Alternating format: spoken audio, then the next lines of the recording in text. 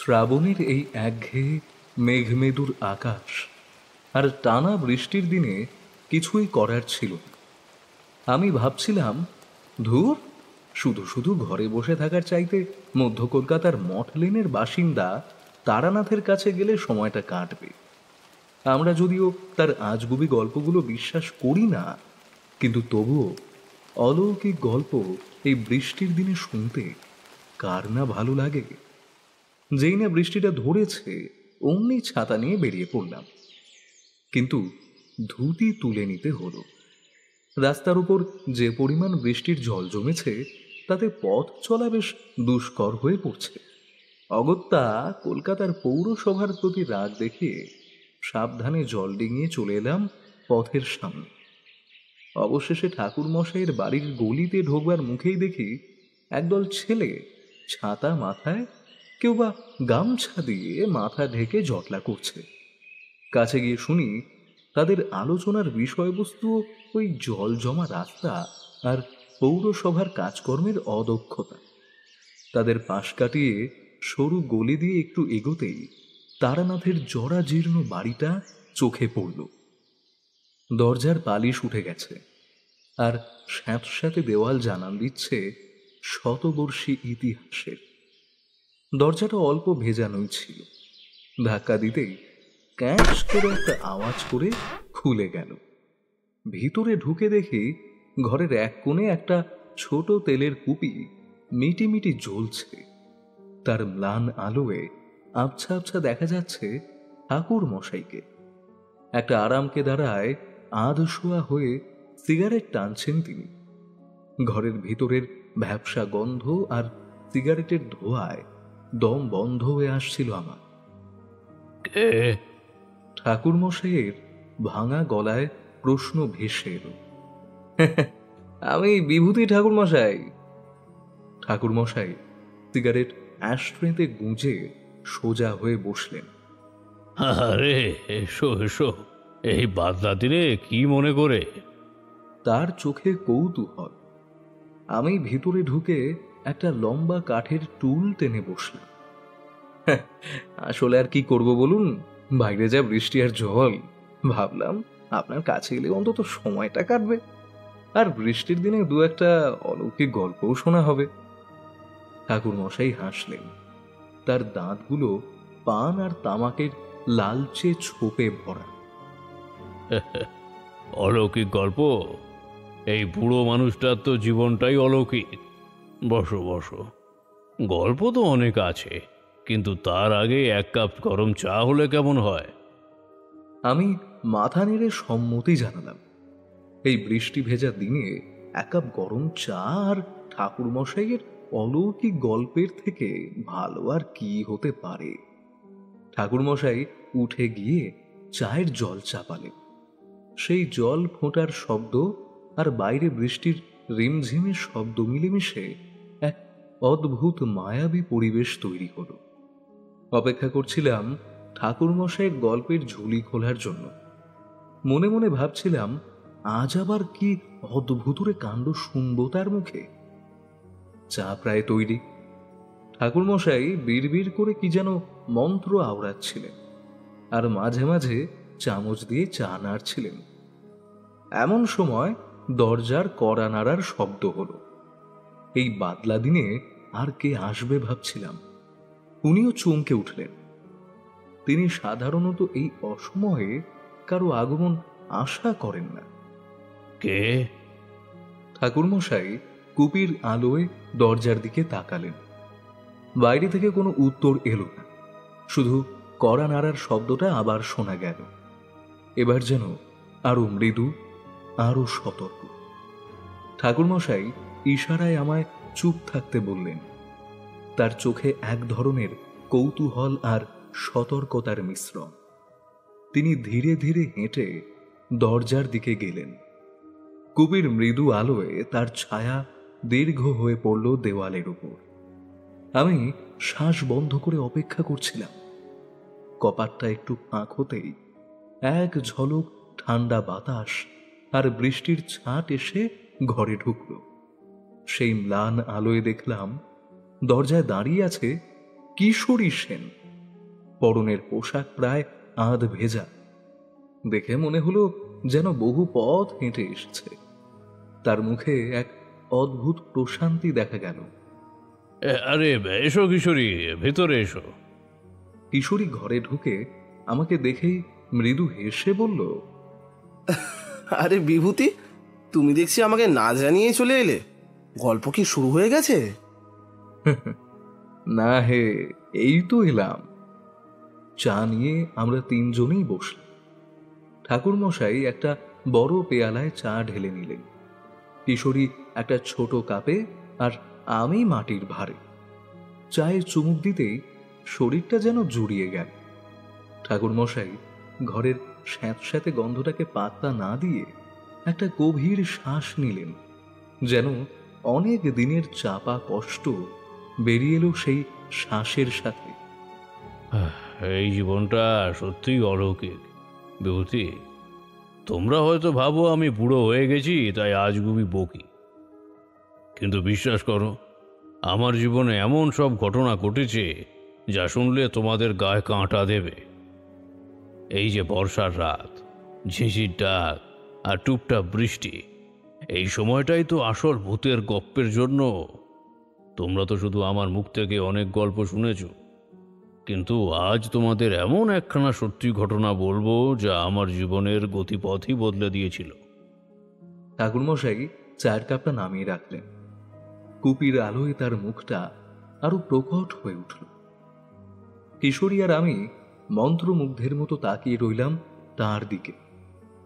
তখন সবে যৌবনে পা দিয়েছি, তোমাদের মতো টাটকা রক্ত গায়ে। দেশ বিদেশে ঘোরার এক অদ্ভুত নেশা ছিল আমার। শুধু কলকাতা বা বাংলা নয়, ভারতের আনাচে কানাচে, নেপাল, তিব্বত, যেখানেই শুনেছি লোককথা কিংবদন্তি, সেখানেই ছুটে গেছি। আর হ্যাঁ, তখন সাংসারিক পিছুটান ছিল না, বিবাহ বন্ধনে আবদ্ধ হইনি, তাই অনেক কিছু চাক্ষুষ দেখার সুযোগ হয়েছে। সেবার তিব্বত থেকে ফেরার পথে হিমালয়ের কোলে এক ছোট্ট গ্রাম, নামটা বলতে পারবো না, প্রায় জনমানবহীন, যেন প্রকৃতির এক গুপ্তধন। সেখানেই এক অদ্ভুত কাণ্ড ঘটল। ঠাকুরমশাই একটা দীর্ঘ শ্বাস নিলেন।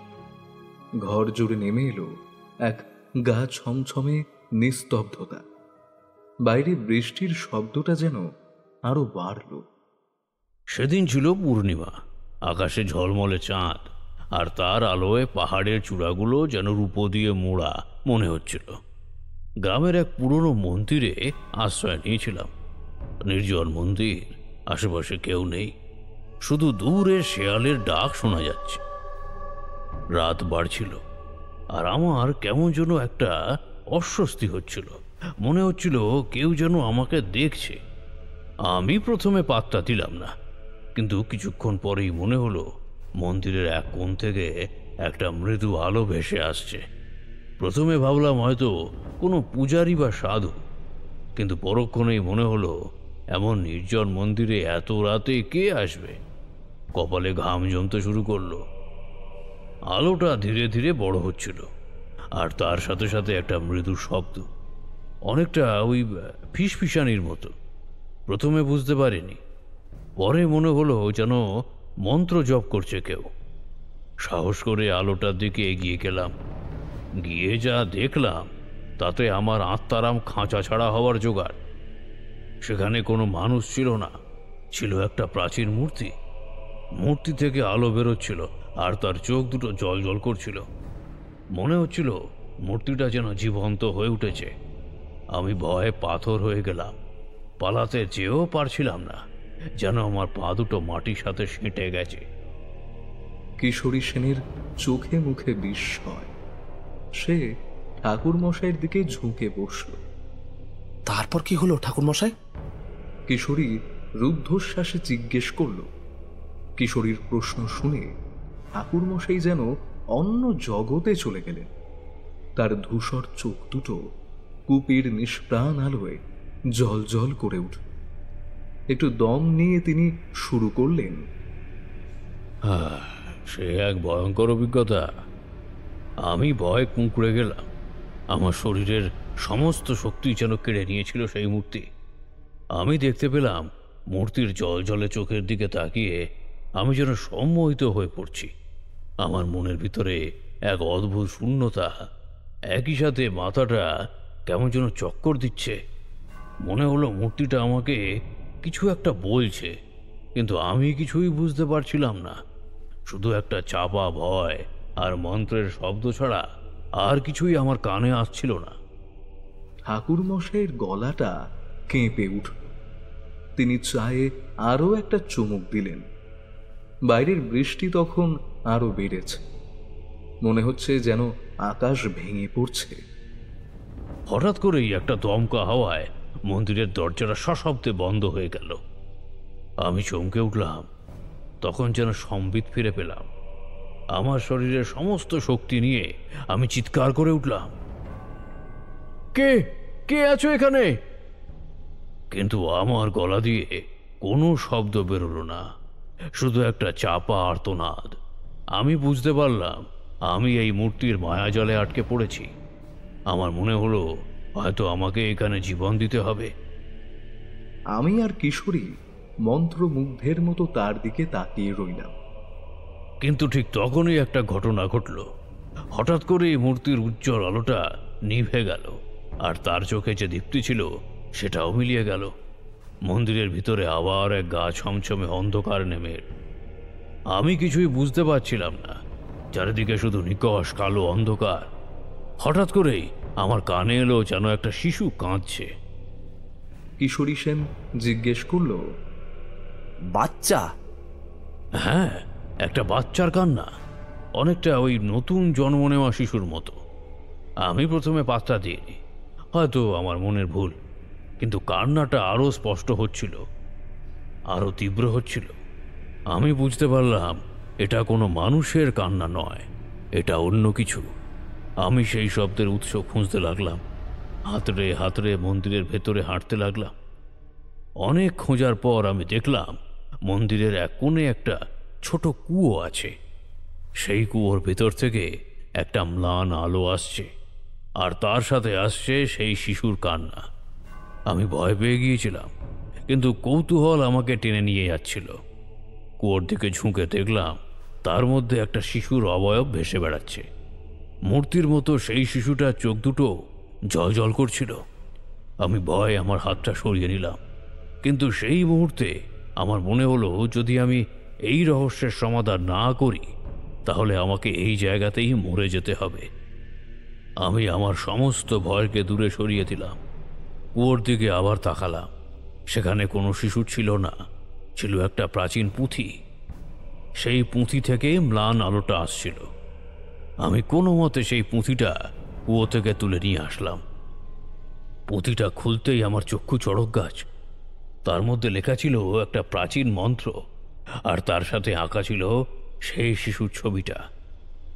আমি পুঁথিটা নিয়ে অনেকক্ষণ ধরে বোঝার চেষ্টা করলাম, কিন্তু এর ভাষা ছিল একেবারেই অচেনা, যেন কোনো হারিয়ে যাওয়া প্রাচীন সভ্যতা থেকে আসা।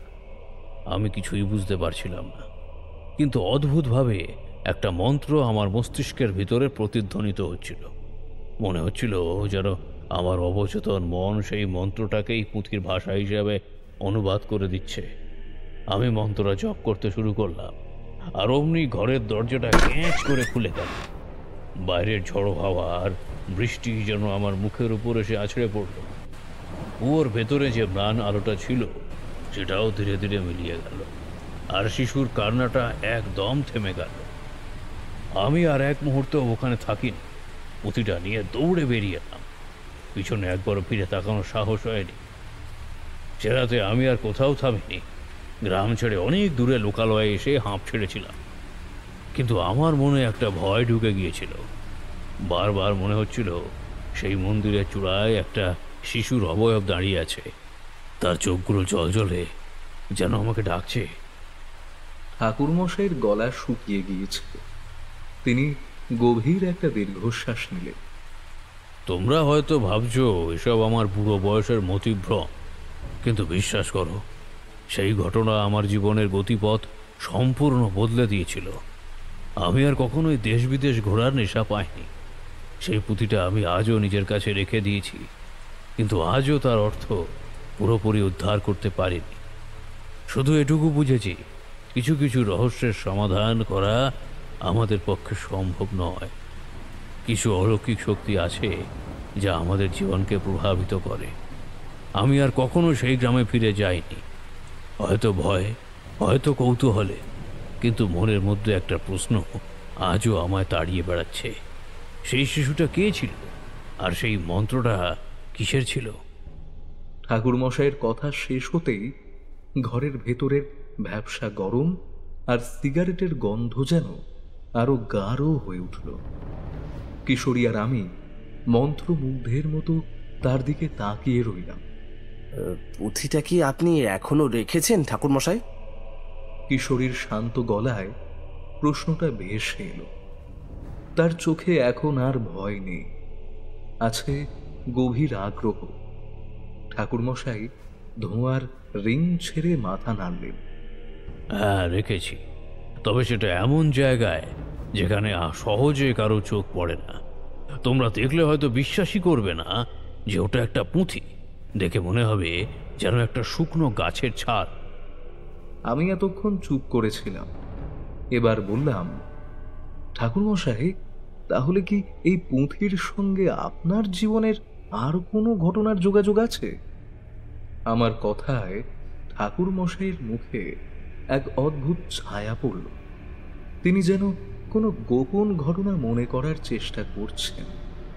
তিনি কিছুক্ষণ চুপ করে রইলেন, তারপর একটা দীর্ঘশ্বাস নিয়ে বললেন, আছে বিভূতি, আছে। সেই পুঁথিটার একটা অংশ আমাকে এক নতুন রহস্যের দিকে ঠেলে দিয়েছিল।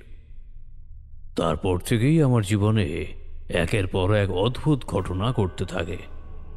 কিসের ঘটনা ঠাকুরমশাই? কিশোরী অধৈর্য হয়ে জিজ্ঞেস করল। ঠাকুরমশাই চায়ের কাপটা টেবিলে রাখলেন, আর তার চোখ দুটোতে এক ভিন্ন রকম আলো দেখলাম। কুপির আলোয় তার মুখের রেখাগুলো যেন আরো স্পষ্ট হয়ে উঠল। তিনি যেন আবার অতীতের পাতা উল্টাতে শুরু করলেন। তোমাদের কি মনে আছে, কলকাতার উপকণ্ঠে এক জমিদার বাড়ি ছিল, নাম ছিল রতনলাল চৌধুরীর বাড়ি? সে বাড়ি আনন্দে নাকি আজও এক অভিশপ্ত আত্মা ঘুরে বেড়ায়। সেবার সেই বাড়িতে একটা ঘটনা ঘটেছিল যা ওই পুঁথির সঙ্গে সম্পর্কযুক্ত। বলেই ঠাকুরমশাই আবার চুপ করে গেলেন। বাইরের বৃষ্টির শব্দ কমে এসেছে, এখন শুধু গাছের পাতার উপর জল পড়ার শব্দ শোনা যাচ্ছে। ঘরের ভেতরের নিস্তব্ধতা এমনভাবে জেঁকে বসেছে যেন আমাদের শ্বাস নেওয়াও বন্ধ হয়ে গেছে। আমি আর কিশোরী বুঝতে পারলাম ঠাকুরমশাইয়ের গল্পের ঝুলি শেষ হয়নি। এটা ছিল আরেকটা নতুন গল্পের শুরু, আর আমরা সেই গল্পের প্রথম পাতা খুলতে প্রস্তুত। তারানাথ সিগারেট ধরিয়ে বললেন, তোমাদের কি মনে আছে সেই জমিদারের কথা? সেই যে যার নাকি বিপুল ধন সম্পদ ছিল, কিন্তু তার একমাত্র মেয়ে আত্মহত্যা করেছিল। আর তারপর থেকে লোকে বলতো সেই বাড়ির আনাচে কানাচে মেয়ের আত্মা ঘুরে বেড়ায়। আমি মাথা নেড়ে সায় জানালাম। ছোটবেলায় এমন অনেক গল্প শুনেছি। কলকাতার প্রায় সব পুরনো বাড়িতেই এমন কিছু না কিছু কিংবদন্তি জড়িয়ে থাকে। আমি সেই ঘটনার সময় তেমন আগ্রহ দেখাইনি, কারণ তখন তিব্বতের পুঁথি নিয়েই মাথা খারাপ ছিল। কিন্তু আমার ভাগ্যে অন্য কিছু লেখা ছিল। প্রায় 10 বছর পরের কথা, আমি তখন কলকাতায় ফিরেছি। একদিন আমার এক পুরনো বন্ধু, তার নাম ছিল বলাই, হঠাৎ করে আমার কাছে এসে একটা অদ্ভুত অনুরোধ করল। কি অনুরোধ ঠাকুরমশাই? কিশোরী জিজ্ঞেস করল। বলাই আসলে রতনলাল চৌধুরী সেই পুরনো বাড়িটা কিনেছিল। বাড়িটা তখন প্রায় ভগ্নপ্রায়, কিন্তু তার কাছে একটা খুব মূল্যবান তথ্য ছিল। বাড়ির ভিতরে একটি গুপ্তধন লুকিয়ে আছে, এমন একটা গুজব ছিল। বলাই যে গুপ্তধনের সন্ধানে এই বাড়িটা কিনেছিল সেটা আমাকে বলেছিল, কিন্তু সে ভিতরে ঢুকতেই পারছিল না। বারবার সে নাকি ভূতের আনাগোনা দেখতে পাচ্ছিল, তাকে নাকি কেউ ভিতরে ঢুকতে দিচ্ছিল না। সে ভয়ে আধমরা হয়ে আমার কাছে এসেছিল। আমি প্রথমে রাজি হইনি, কিন্তু বলাই যখন আমাকে একটা প্রাচীন পুঁথির কথা বলল, আমি তখন চমকে উঠলাম। কেননা বলাই সেই পুঁথির বর্ণনা এমনভাবে দিচ্ছিল যে ওই পুঁথির কথা শুনে আমার কাছে থাকা পুঁথির কথা মনে পড়ল। বর্ণনা শুনেই আমি অনুমান করলাম যে এই পুঁথির সাথে আমার পাওয়া সেই পুঁথির হুবহু মিল আছে। আর তার থেকেও বড় কথা হলো যে আমার কাছে এই পুঁথিটা ছিল, তার একটা অংশ আমার কাছে ছিল না। ঠিক যেমন পৃষ্ঠা খুলে ফেললে একটা অংশ হারিয়ে যায়, আমার তেমনই মনে হয়েছিল। নির্দিষ্ট পৃষ্ঠার পরে আর কিছু ছিল না পুঁথির অংশটায়। বহুদিন ভেবেছি অসম্পূর্ণ অংশটা কোথায় গেল, কিন্তু এতগুলো বছর পর যখন তার হদিশ পেলাম না, সেইটা তখন দৈবযোগ বলে মনে হয়েছিল। পুঁথি? আপনার ওই পুঁথিটার সাথে মিল ছিল বলছেন? আমি অবাক হয়ে জিজ্ঞেস করলাম। হ্যাঁ, সেই একই পুঁথি। বলাইয়ের হাতেও সেই পুঁথির একটা অংশ ছিল। রতনলাল চৌধুরী নাকি কোনো এক তিব্বতীয় সন্ন্যাসীর কাছ থেকে সেই পুঁথি পেয়েছিলেন। বলাই আমাকে বলল সেই পুঁথিতে নাকি একটা বিশেষ মন্ত্র আছে, যা দিয়ে সেই বাড়ির অশরীরী আত্মাকে বশ করা যায়, আর সেই মন্ত্রের সাহায্যেই গুপ্তধনের সন্ধানও পাওয়া যায়। আমি তখন বুঝলাম এর পিছনে কোনো না কোনো রহস্য আছে। শুধু একটা পুঁথি নয়, দুটো, আর তাদের মধ্যে নিশ্চয়ই কোনো সম্পর্ক আছে। আমি বলাইকে বললাম, তুমি আমায় তোমার পুঁথিটা দেখাও তো। বলাই যখন পুঁথিটা দেখালো তখন আমার তো চক্ষু চড়ক গাছ। আমার অনুমান সত্যি প্রমাণিত হলো। আমার পুঁথির সাথে তার পুঁথির একটা অংশ হুবহু মিলে যাচ্ছিল। এর থেকে আমি বুঝতে পারলাম এটা কোনো কাকতালীয় ঘটনা নয়, বরং এর পিছনে একটা গভীর রহস্য আছে, যা আমাকে সমাধান করতেই হবে। তাহলে আপনারা কি সেই বাড়িতেই গিয়েছিলেন? কিশোরী রুদ্ধশ্বাসে জিজ্ঞেস করল। হ্যাঁ, গিয়েছিলাম, কিন্তু সেখানে গিয়ে যা দেখলাম তাতে আমাদের দুজনের রাতের ঘুম হারাম হয়ে গিয়েছিল। ঠাকুর মশাইয়ের মুখে সেই গল্প শোনার জন্য আমরা অধীর আগ্রহে অপেক্ষা করছিলাম। কুপির আলোয় তার মুখের ছায়াগুলো যেন আরো দীর্ঘ হয়ে উঠল। বাইরের বৃষ্টি তখন আবার শুরু হয়েছে। ঘরের মধ্যে গা ছমছমে নীরবতা। সেই রাতে আমরা যখন রতনলাল চৌধুরীর সেই ভগ্নপ্রায় বাড়িতে ঢুকলাম, তখন ছিল অমাবস্যার রাত। আকাশে চাঁদ নেই, শুধু একরাশ ঘন কালো মেঘ, চারিদিকে ঝিঁঝি পোকার ডাক আর হিমশীতল বাতাস। বাড়ির সামনের বিরাট লোহার গেটটা ক্যাঁচ করে একটা শব্দ করে খুলে গেল, আর আমাদের মনে এক চাপা ভয় ঢুকে গেল। বলাই টর্চের আলোতে পথ দেখাচ্ছিল। বাড়ির ভেতরে ঢুকেই একটা স্যাঁতস্যাঁতে গন্ধ নাকে এলো। দেওয়ালে শ্যাওলা আর মেঝেতে ধুলোর পুরু আস্তরণ। মনে হলো যেন 100 বছর ধরে কেউ এখানে আসেনি। কিন্তু অবাক কাণ্ড, বাড়ির ভেতরে বাইরে থেকে যতটা ভগ্নপ্রায় মনে হয়েছিল ততটা নয়। জিনিসপত্র সব জায়গায় ছড়িয়ে ছিটিয়ে আছে। মনে হলো যেন কেউ খুব তাড়াহুড়ো করে সব ফেলে গেছে, আর প্রতিটা দেওয়ালে কিসের জন্য আঁচড়। আমরা বাড়ির ভিতরে হাঁটতে লাগলাম, আর আমাদের প্রায়ার আওয়াজ সেই নীরবতাকে ভেঙে দিচ্ছিল। হঠাৎ বলাই ভয় পেয়ে দাঁড়িয়ে গেল। আমি জিজ্ঞাসা করলাম, কি হয়েছে? বলাই ফিসফিস করে বলল, ওই দেখুন ঠাকুর মশাই। আমি মশালের আলোতে দেখলাম একটা বারান্দার শেষ প্রান্তে একটা সাদা শাড়ি পরা ছায়ামূর্তি দাঁড়িয়ে আছে। তার মুখটা দেখা যাচ্ছিল না, শুধু একরাশ কালো চুল তার মুখের উপর এসে পড়েছে। আমরা দুজনই ভয়ে জমে গেলাম। মনে হলো আমাদের গায়ে যেন কোনো ঠান্ডা স্রোত বয়ে গেল। বলাই ভয় পেয়ে বলল, আমি আর এক মুহূর্ত এখানে থাকবো না। কিন্তু আমার কৌতূহল ততক্ষণে ভয়কে ছাপিয়ে গেছে। আমি বলাইকে বললাম, তুমি ভয় পেও না, মনে রেখো আমাদের কাছে পুঁথির মন্ত্র আছে। আমি পকেট থেকে আমার পুঁথির অংশটা বের করলাম, বলাইও তারটা বের করলো। আমরা দুজনে মন্ত্র জপ করতে শুরু করলাম, আর তার সাথে সাথে সেই ছায়ামূর্তিটা হাওয়ায় মিলিয়ে গেল। বলাই হাঁপ ছেড়ে বাঁচল, কিন্তু আমি বুঝলাম এই বাড়ি আমাদের জন্য কোনো সহজ রহস্য নিয়ে আসেনি। আমরা আবার হাঁটতে শুরু করলাম। এবার আর কোনো ছায়ামূর্তি দেখলাম না, কিন্তু বাড়ির প্রতিটি কোণে মনে হচ্ছিল যেন কোনো অদৃশ্য চোখ আমাদের দিকে তাকিয়ে আছে। আমরা জানি গুপ্তধন খোঁজার জন্য একটা নির্দিষ্ট চিহ্ন খুঁজে বের করতে হবে। পুঁথিতে সেই চিহ্নের ছবি আঁকা ছিল, কিন্তু তার অর্থ আমরা বুঝতে পারছিলাম না। সেটা ছিল একটা ত্রিভুজের মতো চিহ্ন, যার মাঝখানে একটা চোখ আঁকা ছিল। আমরা সেই চিহ্নটা খুঁজতে লাগলাম। অনেক খোঁজার পর আমরা একটা পুরনো লাইব্রেরির ঘরে ঢুকলাম। সেখানে হাজার হাজার বই, ধুলো আর মাকড়সা জেলে ঢাকা। একটার পর একটা বই সরাতেই আমরা একটা বড় সিন্দুক দেখতে পেলাম, কিন্তু সেটা ছিল লোহার তৈরি, আর সেটাতে কোনো চাবি লাগানোর জায়গা ছিল না। আমরা ভাবলাম এটা তো একটা নতুন সমস্যা, কিভাবে খোলা যাবে সিন্দুকটা? ঠিক তখনই আমি দেখলাম সিন্দুকের উপর সেই ত্রিভুজের চিহ্নটা আঁকা আছে। আমি আর বলাই তখন নিজেদের পুঁথিটা বের করে সিন্দুকের উপর রাখলাম। আমরা দুজনেই পুঁথির মন্ত্র জপ করতে শুরু করলাম। মন্ত্র জপ করা শেষ হতেই একটা অদ্ভুত ঘটনা ঘটল।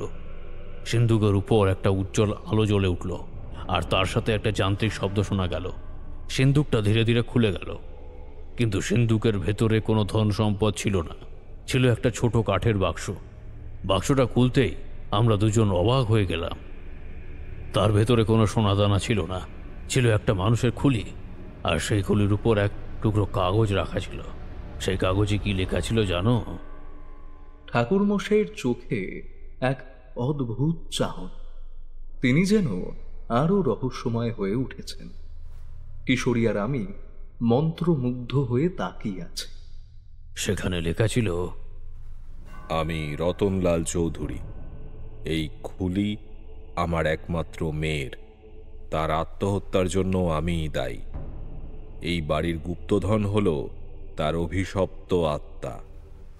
যে এই বাড়ির রহস্যের সমাধান করবে সে মুক্তি পাবে, নইলে সেই আত্মা তার পিছু ছাড়বে না। আমরা দুজনেই ভয়ে শিউরে উঠলাম। ভরাই যখন কাগজটা তুলে দেখলো, তার হাতটা কেঁপে উঠল। কিন্তু আমি দেখলাম সেই কাগজের উল্টো দিকে আরো কিছু লেখা আছে। কি লেখা ছিল ঠাকুরমশাই? কিশোরীর গলা কেঁপে উঠল। সেখানে লেখা ছিল, এই সবের সমাধান আছে পুঁথির বাকি অংশে, যা তিব্বতের সেই মন্দিরের কোণে রাখা আছে, যেখানে এক শিশু কাঁদছিল। আমি তখন বুঝলাম এর রহস্য শুধু এই বাড়ি নয়, বরং আরো গভীরে লুকিয়ে আছে। আমি আর বলাই সেই রাতে সেই বাড়ি থেকে বেরিয়ে এলাম, কিন্তু আমার মনে একটা নতুন প্রশ্ন জেগেছিল। সেই শিশুটা কে ছিল, আর তার সঙ্গে রতনলালের মেয়ের কি সম্পর্ক ছিল? এই রহস্যের সমাধান না করা পর্যন্ত আমার মন শান্তি পাচ্ছিল না। রতনলালের বাড়ির ঘটনাটা আমার জীবনের সবচেয়ে বড় ধাঁধা হয়ে দাঁড়ালো বিভূতি। আমি বুঝলাম এই রহস্যের সমাধান না করা পর্যন্ত আমার আর শান্তি নেই। আমার কাছে ছিল পুঁথির একটা অংশ, বলাইয়ের কাছে ছিল আরেকটা, কিন্তু পুরো পুঁথিটা ছিল সেই তিব্বতের মন্দিরে, যেখানে আমি জীবনের সবচেয়ে ভয়ঙ্কর অভিজ্ঞতাটা লাভ করেছিলাম। আমি জানতাম আমাকে আবার সেই তিব্বতে যেতে হবে, সেই জনমানবহীন গ্রামটিতে। আমি বলাইকে আমার পরিকল্পনার কথা বললাম। প্রথমে সে ভয় পেয়েছিল, কিন্তু শেষমেশ কৌতূহল তাকে টেনে নিয়ে গেল। সেও রাজি হলো আমার সঙ্গে যাওয়ার জন্য। আমরা আবার তিব্বতের উদ্দেশ্যে রওনা দিলাম। সেই পথ, সেই পাহাড়, সেই নির্জনতা, সবকিছুই মনে হচ্ছিল যেন একই রকম। আমরা বহু পথ হেঁটে অনেক কষ্ট করে সেই গ্রামে পৌঁছালাম, কিন্তু সেখানে গিয়ে আমরা যা দেখলাম তাতে আমাদের চোখ কপালে ওঠার জোগাড়। সেই গ্রামটা পুরোপুরি জনমানবহীন হয়ে গিয়েছিল। বাড়িঘরগুলো ভগ্নপ্রায়, আর চারিদিকে এক অদ্ভুত নীরবতা। মনে হলো যেন অনেক বছর ধরে এখানে কেউ থাকেনি। আমরা সেই মন্দিরের দিকে গেলাম। মন্দিরের সামনে গিয়ে দেখলাম তার দরজাটা খোলা। মন্দিরের ভেতরে কোনো ধুলো বা মাকড়সার জাল নেই। সব কিছু পরিষ্কার পরিচ্ছন্ন, যেন কেউ রোজ পরিষ্কার করে যায়। আমরা মন্দিরের ভেতরে ঢুকলাম। মশালের আলোয় চারিদিক দেখতে পেলাম সব কিছু আগের মতোই ছিল। শুধু সেই কুয়োর দিকে তাকাতেই আমার শরীরটা কেঁপে উঠল। সেই কুয়োর ভেতর থেকে আবার সেই ম্লান আলোটা আসছে, আর সেই শিশুর কান্নার শব্দটা আবার শোনা যাচ্ছে। বলাই ভয় আমার হাতটা চেপে ধরল। আমি তাকে শান্ত হতে বললাম। আমরা দুজনে মিলে কুয়োর দিকে এগিয়ে গেলাম। ভেতরে ঝুঁকে দেখলাম সেখানে কোনো শিশু নেই, আছে একটা পুঁথি। যে পুঁথিটা আমি আগে রেখে এসেছিলাম সেটাই আবার ওখানে ফিরে এসেছে। তবে এবার একটা নতুন জিনিস দেখলাম। পুঁথির পাশে একটা ছোট তামার থালায় কিছু শুকনো ফুল আর চন্দন কাঠ রাখা আছে। মনে হলো যেন কেউ খুব যত্ন করে রেখে গেছে। আমি পুঁথিটা তুলে নিলাম। এবার আমি দেখলাম সেই পুঁথির বাকি অংশও সেখানে আছে। আমি দুটো পুঁথি মিলিয়ে নিলাম, আর তখনই সব রহস্যের জট খুলে গেল। আসলে রতনলাল চৌধুরীর মেয়ে, তার নাম ছিল কালিন্দী। রতনলাল তাকে দত্তক নিয়েছিল, কিন্তু সরলার আসল পরিচয় ছিল অন্য। সে ছিল সেই তিব্বত গ্রামের এক সাধুর মেয়ে, যা জন্ম হয়েছিল অলৌকিক শক্তির মাধ্যমে। সেই সাধু তার মেয়েকে রতনলালের কাছে রেখে গিয়েছিল যাতে সে ভালো থাকে, কিন্তু কালিন্দীর এক ধরনের অলৌকিক শক্তি ছিল। সে ভবিষ্যৎ দেখতে পারত। যখন সে জানতে পারল যে তার বাবা রতনলাল তার সম্পত্তি লুকিয়ে রাখতে চাইছে, তখন সে তাকে সতর্ক করতে চেয়েছিল, কিন্তু রতনলাল তার কথা শোনেনি, বরং তাকে জোর করে আটকে রেখেছিল। সেই দুঃখে কালিন্দী আত্মহত্যা করে, আর তারপর থেকেই তার আত্মা সেই বাড়িতে ঘুরে বেড়াতো। তাহলে সেই পুঁথিটা কি ছিল? কিশোরী অধৈর্য হয়ে জিজ্ঞেস করল। পুঁথির লেখাটা ছিল সেই সাধুর লেখা, যেখানে কালিন্দীর অলৌকিক শক্তির রহস্য এবং সেই শক্তির মাধ্যমে গুপ্তধন খুঁজে পাওয়ার মন্ত্র লেখা ছিল। রতনলাল সেই পুঁথিটা পেয়েছিল, কিন্তু সে তার পুরোটা পড়তে পারেনি। আর তার মেয়ের মৃত্যুর পর সে জানতে পারল যে গুপ্তধন সে খুঁজছে সেটা অন্য কিছু নয়, বরং তার মেয়ের অভিশপ্ত আত্মা। সেই আত্মা শুধু সেই পুঁথির মন্ত্র দিয়েই শান্ত করা যায়। আর সেই শিশু, সেই শিশুটা কে ছিল? আমি প্রশ্ন করলাম। সেই শিশুটি ছিল কালিন্দীর আত্মা। সে সবসময় সেই পুঁথির মন্ত্রের জন্য কাঁদত, যাতে কেউ এসে তাকে মুক্তি দেয়। রতনলাল তার মেয়েকে অনেক ভালোবাসত, তাই সে সেই পুঁথির একটা অংশ কুয়োর মধ্যে ফেলে রেখে গিয়েছিল, যাতে ভবিষ্যতে কেউ সেই পুঁথিটা পেয়ে তার মেয়ের আত্মাকে মুক্তি দিতে পারে। এতটা বলে ঠাকুরমশাই চুপ করলেন। তারপর আবার খেই ধরে বলতে শুরু করলেন। যখন পুঁথিটা সম্পূর্ণ হলো, তার নীল আলোয় আলোকিত হয়ে কালিন্দীর আত্মা আমাদের দিকে এগিয়ে আসতে লাগলো। তার চোখে ছিল করুণা, কিন্তু তার চারপাশে ঘিরে থাকা আলোর আভা এমন ছিল যে আমাদের হৃদস্পন্দন থেমে যাওয়ার মতো অবস্থা। বলাই ভয় কাঁপছিল। তার হাত আমার হাতকে আরো শক্ত করে ধরেছিল। আমি বুঝতে পারছিলাম আমাদের সামনে এক চরম ধৈর্যের পরীক্ষা অপেক্ষা করছে। আমি দেখলাম কালিন্দীর আত্মার মুখের অভিব্যক্তি পরিবর্তন হচ্ছে। করুণার বদলে তার চোখে এক অদ্ভুত শূন্যতা। সে ফিসফিস করে কিছু একটা বলতে চাইছে, কিন্তু তার মুখের শব্দ আমাদের কানে পৌঁছানোর আগেই বাতাসে মিলিয়ে যাচ্ছিল। মনে হচ্ছিল সে কোনো এক যন্ত্রণায় আটকে গেছে। বলাই হঠাৎ আমার কানের কাছে ফিসফিস করে বলল, ঠাকুরমশাই, এর সঙ্গে কথা বলুন, ও কিছু বলতে চাইছে। আমি বলাইয়ের দিকে তাকালাম। তার মুখে ভয়ের ছাপ স্পষ্ট, কিন্তু তার চোখে একটা দৃঢ়তাও দেখতে পেলাম। সে ঠিকই বলেছে, এই মুহূর্তে ভয় পেলে চলবে না। কালিন্দীর আত্মা হয়তো আমাদের থেকে কিছু চায়। আমি গভীর শ্বাস নিলাম, নিজেকে শান্ত রাখার চেষ্টা করলাম। তারপর কালিন্দীর দিকে তাকিয়ে নরম গলায় বললাম, আমরা এখানে তোমাকে সাহায্য করতে এসেছি। তোমার যদি কিছু বলার থাকে তাহলে বলো। আমার কথা শুনে কালিন্দীর আত্মার চারপাশে আলোকিত আভাটা কিছুটা ফিকে হয়ে এলো। শূন্যতার বদলে তার চোখে যেন এক বিষাদের ছায়া নেমে এলো। সে আবার ফিসফিস করে কিছু বলতে চেষ্টা করল। এবার বলাই মনোযোগ দিয়ে শুনতে চেষ্টা করল।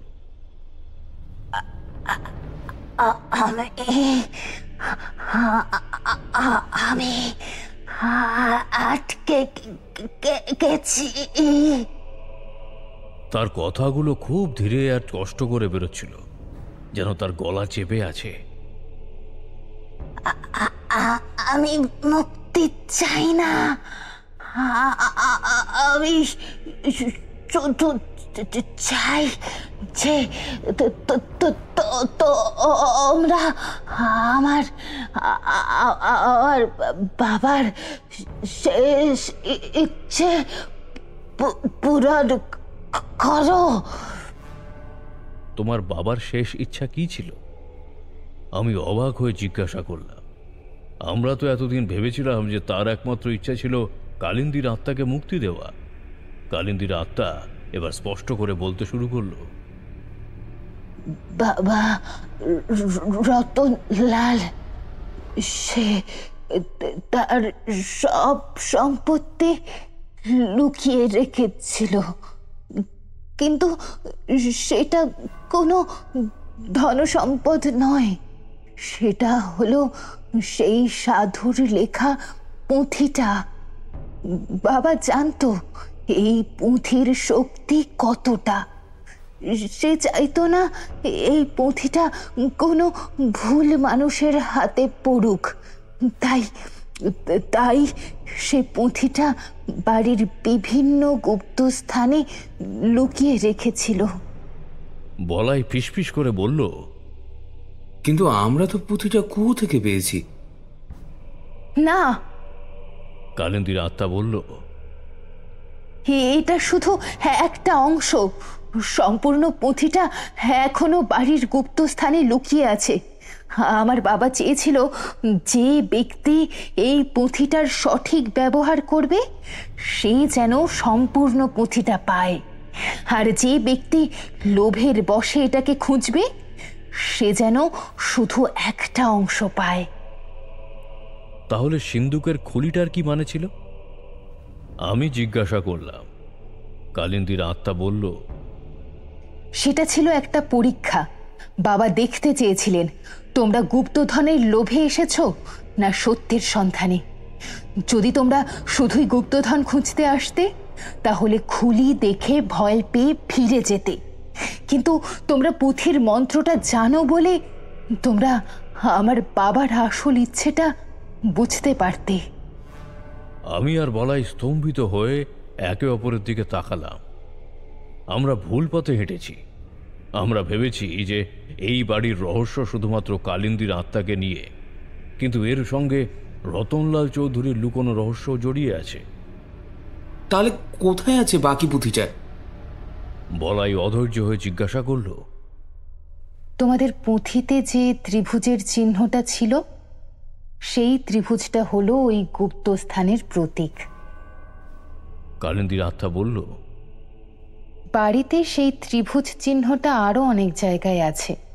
তোমাদেরকে সেই চিহ্নগুলো খুঁজে বের করতে হবে, আর সেই চিহ্নগুলোর মাধ্যমে বাড়ির আসল রহস্যের সমাধান করতে হবে। কালিন্দীর আত্মা ধীরে ধীরে ফিকে হতে শুরু করল। তার চোখের বিষাদ এবার করুণায় পরিণত হলো। তোমরা যদি আমার বাবার শেষ ইচ্ছে পূরণ করো তাহলেই আমি মুক্তি পাবো। আমার আত্মা কোনো গুপ্তধন নয়। আমার আত্মা শুধু আমার বাবার শেষ ইচ্ছের সাক্ষী। কালিন্দীর আত্মা সম্পূর্ণরূপে অদৃশ্য হয়ে গেল। তার কথাগুলো যেন এখনো বাতাসে ভেসে বেড়াচ্ছে। আমরা দুজন দাঁড়িয়ে রইলাম স্তম্ভিত হয়ে। আমাদের সামনে এখন নতুন একটা উদ্দেশ্য। শুধু কালিন্দীর আত্মাকে মুক্তি দেওয়া নয়, বরং রতনলাল চৌধুরীর শেষ ইচ্ছা পূরণ করা। ফিরে গেলাম রতনলালের বাড়িতে। রতনলালের লাইব্রেরিতে গিয়ে অনেক খোঁজাখুঁজি করলাম। আমরা লাইব্রেরি ঘর থেকে বেরিয়ে এলাম। এই বাড়ির প্রতিটি কোণ, প্রতিটি দেওয়াল এখন নতুন করে দেখতে লাগলাম। আমাদের কাছে এখন একটা নতুন সূত্র আছে, সেই ত্রিভুজের চিহ্ন। যে চিহ্নটা আগে শুধু একটা ধাঁধা ছিল, এখন সেটা আমাদের একমাত্র পথপ্রদর্শক। আমরা বুঝতে পারছিলাম এই বাড়ির রহস্যের সমাধান এখনো অনেক দূরে, আর সেই পথে অনেক বাধা আসতে পারে। কিন্তু আমাদের মন এখন অনেক শান্ত, কারণ আমরা জানি আমরা এখন সঠিক পথে আছি। আমরা আবার আমাদের পুঁথিটা বের করে নিলাম। এবার আমরা সেটার দিকে গভীর মনোযোগ দিয়ে তাকালাম। সেই ত্রিভুজের চিহ্নটা যেন আমাদের মনে শিহরণ খেলিয়ে দিল। আমরা বুঝতে পারছিলাম আমাদের বিপর্যয় শুরু হয়ে গিয়েছে। আমরা দুজনে লাইব্রেরি থেকে বেরিয়ে বাড়ির হল ঘরে ফিরে এলাম। এতক্ষণ যে বাড়িটা আমাদের কাছে শুধুই পুরনো একটা বাড়ি ছিল, এখন সেটা রহস্যের এক বিশাল মানচিত্র মনে হচ্ছে। আমাদের হাতে আছে পুঁথি, আর মনে গেঁথে আছে কালিন্দীর শেষ কথাগুলো। বলাই চাপাস্বরে বলল, ঠাকুরমশাই, এই বাড়িতে ত্রিভুজ চিহ্নটা কোথায় পাবো? আমি পুঁথিটা খুলে তার মধ্যের ত্রিভুজের নকশাটার দিকে তাকালাম। এটা শুধু একটা সরল ত্রিভুজ নয়, এর ভেতরে কিছু রেখা আর বিন্দু আঁকা আছে, যার একটা নির্দিষ্ট অর্থ আছে। পুঁথিতে দেখো, এই ত্রিভুজটা যেন একটা ঘরের নকশার মতো। এর প্রতিটি রেখা আর বিন্দু আমাদের কোনো নির্দিষ্ট দিকে যেতে বলছে। আমি বললাম। হঠাৎই আমার চোখ গেল হলঘরের ছাদের দিকে। অনেক পুরনো ঝাড়লণ্ঠন ঝুলে আছে, তার নিচে একটা বড় কার্পেট পাতা, আর সেই কার্পেটের কোণে যেখানে ধুলো জমে আছে সেখানেই হালকাভাবে একটা ত্রিভুজের ছাপ। আমি বলাইকে ইশারা করলাম। আমরা দুজন কার্পেটটা সরালাম। কার্পেটের নিচে ছিল পুরনো কাঠের মেঝের উপর আঁকা একটা ত্রিভুজ, ঠিক পুঁথির ত্রিভুজের মতোই। তার মাঝখানে একটা ছোট্ট বৃত্ত, যেন কোনো কিছু রাখার জায়গা। বলাই বলল, এইটা তো একটা চিহ্ন, এখানে কি আছে? আমি পুঁথিটা থেকে একটা ছেঁড়া পাতার অংশ বের করলাম। এটা রতনলাল চৌধুরীর হাতের লেখা। এর মধ্যে লেখা ছিল, যেখানে শুরু সেখানেই শেষ, আলো দেখাবে, পথ দেখাবে। আমি আর বলাই এই ধাঁধার মানে বুঝতে পারলাম না, কিন্তু আমার মাথায় একটা পুরনো কথা মনে পড়ল। এই বাড়িতে রতনলাল চৌধুরীর একটা গোপন জায়গা ছিল, যেখানে তিনি তার সবচেয়ে প্রিয় জিনিস রাখতেন। সেই জায়গাটা ছিল তার পড়ার ঘরের বইয়ের তাকের পিছনে। আমি বলাইকে নিয়ে ছুটে গেলাম সেই পড়ার ঘরে। পড়ার ঘরের বইয়ের তাকের সামনে আমরা যখন পৌঁছালাম, তখন আমাদের বুকের ভিতর ধুকপুক করছে। আমরা জানি না কি অপেক্ষা করছে। আমি একটা নির্দিষ্ট বই তুলে নিলাম, যেটা দেখেছিলাম কালিন্দী আত্মার কাছে। সেই বইটা ছিল একটা পুরনো ইতিহাস বই। সেই বইটা তুলতেই তাকের পিছনের থেকে একটা গোপন দরজা খুলে গেল। ভিতরে অন্ধকার, ভ্যাপসা গন্ধ। আমরা টর্চ জেলে ভিতরে ঢুকলাম। দেখলাম একটা ছোট ঘর। ঘরের একপাশে একটা পাথরের মূর্তি রাখা আছে, তার নিচে একটা ছোট্ট বাক্স, আর সেই বাক্সের উপরে আঁকা সেই ত্রিভুজের চিহ্ন। আমরা দুজনে মিলে বাক্সটা খুললাম। ভিতরে কোনো সোনা বা হিরে ছিল না, ছিল আর একটা পুঁথি। এটা ছিল সেই আসল পুঁথি যা রতনলাল চৌধুরীর হাতে ছিল। আমরা সেই পুঁথিটা খুলে দেখলাম। এতে রতনলালের হাতে লেখা ছিল, এইবার তোমরা জানবে আসল গুপ্তধন কি। আমরা দেখলাম পুঁথির শেষে একটা লেখা ছিল, যেখানে রতনলাল লিখেছিলেন, যে এই রহস্য সমাধান করবে সে যেন এই পুঁথির ক্ষমতা ব্যবহার করে পৃথিবীতে ভালো কাজ করে।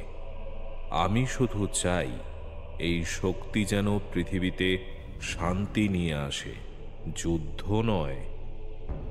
আমরা বুঝতে পারলাম রতনলাল চৌধুরী গুপ্তধন হিসেবে টাকা পয়সা লুকাননি, তিনি লুকিয়েছিলেন জ্ঞানের এক বিশাল ভাণ্ডার। এইবার আমরা বুঝলাম কেন কালিন্দীর আত্মা আমাদের থেকে মুক্তি চায়নি। সে চেয়েছিল আমরা যেন তার বাবার শেষ ইচ্ছা পূরণ করি। এরপর আমরা আর কালিন্দীর আত্মাকে দেখতে পেলাম না। তার বদলে সারা বাড়ি জুড়ে এক অদ্ভুত শান্তির আভা ছড়িয়ে পড়ল। মনে হলো যেন বহু বছর ধরে এখানে জমে থাকা দুঃখ আর যন্ত্রণা দূর হয়ে গেছে। আমরা দুজনেই হাঁপ ছেড়ে বাঁচলাম, কিন্তু আমরা জানি আমাদের দায়িত্ব এখন আরও বেড়ে গেছে, কারণ এইবার আমাদের হাতে এক বিশাল শক্তি, যা দিয়ে আমরা পৃথিবীর ভালোর জন্য কাজ করতে পারি। ঠাকুরমশাই, আমরা কি তাহলে এখন সেই কাজ করব? বলাই জিজ্ঞাসা করলো। আমি বললাম, হ্যাঁ বলাই, আমরা করব। আর এই পুঁথিটা, এই গুপ্তধন? আমি হাসলাম। এই গুপ্তধন আর কারো হাতে দেব না, এটা আমাদের কাছে থাকবে। আর আমরা এর থেকে যা শিখেছি তা দিয়ে মানুষের ভালোর জন্য কাজ করব। আমরা দুজনে সেই বাড়ি ছেড়ে বেরিয়ে এলাম, কিন্তু আমাদের মনে একটা নতুন সাহস আর নতুন বিশ্বাস ছিল।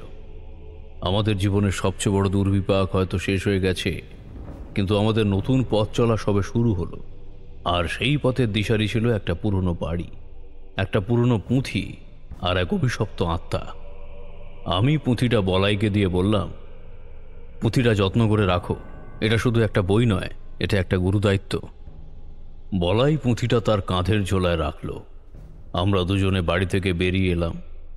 বাইরে তখনও সন্ধ্যা নামেনি, চারিদিক হালকা আলোয় ভরে আছে, কিন্তু আমাদের মনে এক অন্যরকম আলো। আমরা যেন এক নতুন জগতের দ্বার প্রান্তে দাঁড়িয়ে আছি। বাইরে বেরিয়ে বলাই জিজ্ঞাসা করল, ঠাকুরমশাই, আমরা কি শহরে যাব? আমি বললাম, না বলাই, আমাদের এখন শহরে গেলে চলবে না। আমাদের এই পুঁথির রহস্য আরও জানতে হবে এর ক্ষমতা সম্পর্কে। শহরে হাজারো ব্যস্ততা, হাজারো কোলাহল, সেখানে আমরা এই কাজ ঠিকমতো করতে পারবো না। তাহলে আমরা কোথায় যাব? আমি বললাম, চলো বলাই, আমরা পাহাড়ের দিকে যাব, নিরিবিলি কোনো এক জায়গায়। যেখানে কেউ আমাদের বিরক্ত করবে না, যেখানে আমরা এই পুঁথির রহস্য উন্মোচন করতে পারবো। আমরা পাহাড়ের দিকে হাঁটা শুরু করলাম। বলাই একটু ক্লান্ত হয়ে পড়লেও কিছু বলল না, কারণ সে জানে আমি যা বলছি তা তার ভালোর জন্যই। আমরা হেঁটে হেঁটে এক গভীর জঙ্গলের মধ্যে দিয়ে যেতে লাগলাম। জঙ্গলের পথটা খুবই দুর্গম, গাছের ডালপালা লতাপাতা সব আমাদের পথ আগলে রেখেছে। আমরা দুজনে অনেক কষ্ট করে পথ চলতে লাগলাম। হঠাৎ বলাই বলে উঠল, ঠাকুরমশাই, মনে হচ্ছে কেউ আমাদের পিছু নিয়েছে। আমি তার দিকে তাকালাম। তার চোখে এক অজানা ভয়। আমি তাকে বললাম, "হ্যাঁ, ভয় পেও না বলাই, আমরা তো একা নই। আমাদের কাছে এখন একটা শক্তি আছে, এই পুঁথির শক্তি।" কিন্তু আমার মনেও একটা অজানা ভয় কাজ করছিল, একটা অস্বস্তি। কেন জানি না মনে হচ্ছিল কোনো অশুভ শক্তি আমাদের পিছু নিয়েছে। সেই অশুভ শক্তি হয়তো আমাদের এই পুঁথির ক্ষমতা সম্পর্কে জেনে গেছে। আমরা আরও খানিকটা পথ চলতেই বলাই হঠাৎ মাটিতে পড়ে গেল। তার মুখ দিয়ে গ্যাজেলা বের হচ্ছে। আমি তার দিকে তাকালাম, দেখলাম তার শরীর কাঁপছে, চোখ দুটো যেন উল্টে গেছে। আমি তাকে টেনে তুলে বসাতে গিয়ে দেখলাম তার গায়ে খুব জ্বর। কি হলো বলাই, কি হলো তোমার? কিন্তু বলাই কোনো জবাব দিতে পারল না। তার শ্বাস প্রশ্বাস যেন আটকে আসছে। আমি পুঁথিটা তার সামনে ধরে বললাম, বলাই ভয় পেও না, এই পুঁথি তোমাকে রক্ষা করবে। কিন্তু পুঁথিটা যেন কোনো কাজ করছিল না। বলাইয়ের শরীর আরও খারাপ হতে লাগলো। আমি তাকে কষ্ট করে একটা গাছের নিচে বসিয়ে দিলাম, কিন্তু আমি জানি না এখন কি করব।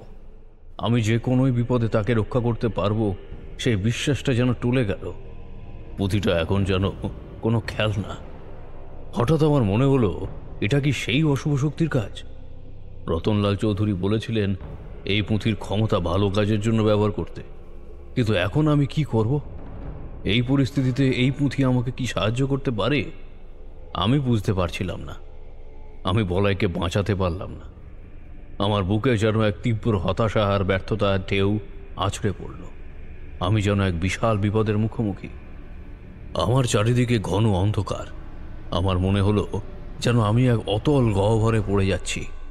আমার মনে হচ্ছিল যেন আমি একা। পুঁথিটা আর বলাইয়ের কষ্ট আমার মনে এক গভীর দাগ কেটে গেল। আমি যেন এক নতুন বিপদের মুখে। পুঁথির রহস্য এখন আমার কাছে একটা ধাঁধা নয়, একটা ভয়াবহ অভিশাপ। আমি হতাশ হয়ে বসে পড়লাম।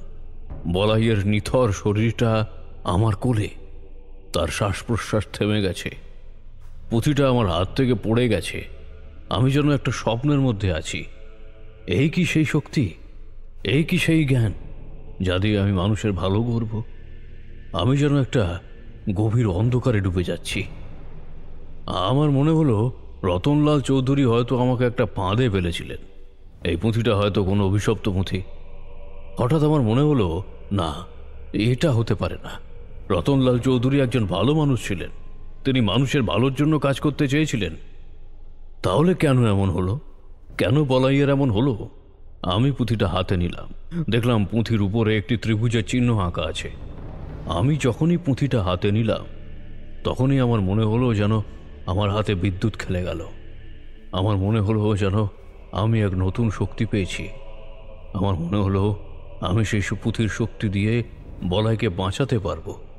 আমি পুঁথিটা বলাইয়ের বুকের উপর রাখলাম। দেখলাম পুঁথিটা যেন একটা অদ্ভুত আলো ছড়াচ্ছে। সেই আলো বলাইয়ের শরীরকে ঘিরে ধরল।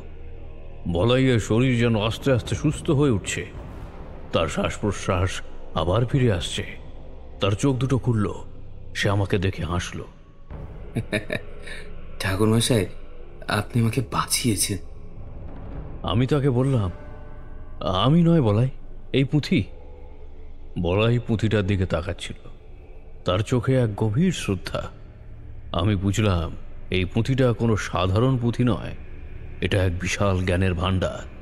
কিন্তু এর ক্ষমতা এতটাই শক্তিশালী যে এর সঠিক ব্যবহার না জানলে বিপদ অবশ্যম্ভাবী। আমি বুঝতে পারলাম রতনলাল চৌধুরী এই পুঁথিটা লুকিয়ে রেখেছিলেন কারণ তিনি জানতেন যে এর ক্ষমতা যদি ভুল মানুষের হাতে পড়ে তাহলে পৃথিবী ধ্বংস হয়ে যাবে। তিনি চেয়েছিলেন এমন একজন মানুষ এই পুঁথিটা পাক, যে তার সদ্ব্যবহার করবে। আমরা দুজনে হাঁপ ছেড়ে বাঁচলাম। আমরা আবার পথ চলতে শুরু করলাম, কিন্তু এবার আমাদের পথ চলাটা আগের চেয়ে অনেক বেশি সতর্ক। আমরা জানি আমাদের হাতে এখন এক বিশাল শক্তি, এই শক্তির সঠিক ব্যবহার করতে হবে। আমরা দুজনে একটা পাহাড়ি গুহার কাছে পৌঁছালাম। গুহাটার সামনে একটা ছোট নদী বয়ে চলেছে। গুহাটার ভিতরটা অন্ধকার। আমি বলাইকে বললাম, বলাই, এই গুহার ভিতরেই আমরা থাকব, এখানেই আমরা এই পুঁথির রহস্য জানব। বলাই আমার কথা শুনে খুশি হল। আমরা গুহার ভিতরে ঢুকলাম। গুহার ভিতরে একটা জায়গা পরিষ্কার করলাম। আমরা একটা মশাল জ্বালালাম। দেখলাম গুহার দেওয়ালে কিছু প্রাচীন চিত্র আঁকা আছে। আমি বুঝতে পারলাম এই গুহাটা কোনো সাধারণ গুহা নয়, এটা হয়তো কোনো প্রাচীন মন্দির। আমি পুঁথিটা হাতে নিলাম। দেখলাম পুঁথির প্রথম পাতায় একটা লেখা ছিল, যে জ্ঞানের সন্ধান করবে সে যেন ভয়ের মুখেও পথ না হারায়। আমি হাসলাম। আমি বুঝতে পারলাম রতনলাল চৌধুরী আমাকে কি বলতে চেয়েছিলেন। তিনি চেয়েছিলেন আমি যেন কোনো বিপদে ভয় না পাই, পথ না হারাই। আমি বলাইকে বললাম, বলাই, আমাদের পরীক্ষা সবে শুরু হয়েছে।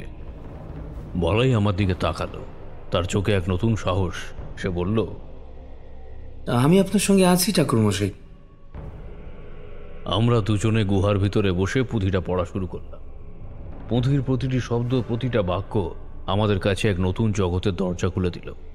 আমরা জানতে পারলাম এই পুঁথিটা শুধু একটা বই নয়, এটা একটা নির্দেশনা যা আমাদের দেবে পথের দিশা। বেশ কিছুদিন ওই গুহার ভিতরেই আমাদের কেটে গেল।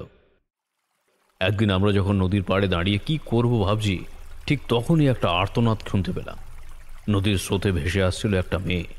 সে সাঁতার জানত না, আর স্রোতের টানে বারবার ডুবে যাচ্ছিল। বলাই হঠাৎ বলে উঠল, ঠাকুরমশাই, দেখুন মেয়েটি বিপদে পড়েছে। আমি এক মুহূর্ত দেরি না করে নদীতে ঝাঁপ দিলাম। শীতল জল আমার শরীরকে এক ধাক্কায় নাড়িয়ে দিল। আমি সাঁতরাতে সাঁতরাতে মেয়েটির কাছে পৌঁছালাম। মেয়েটির হাত ধরে তাকে টেনে পাড়ের দিকে নিয়ে আসতে লাগলাম।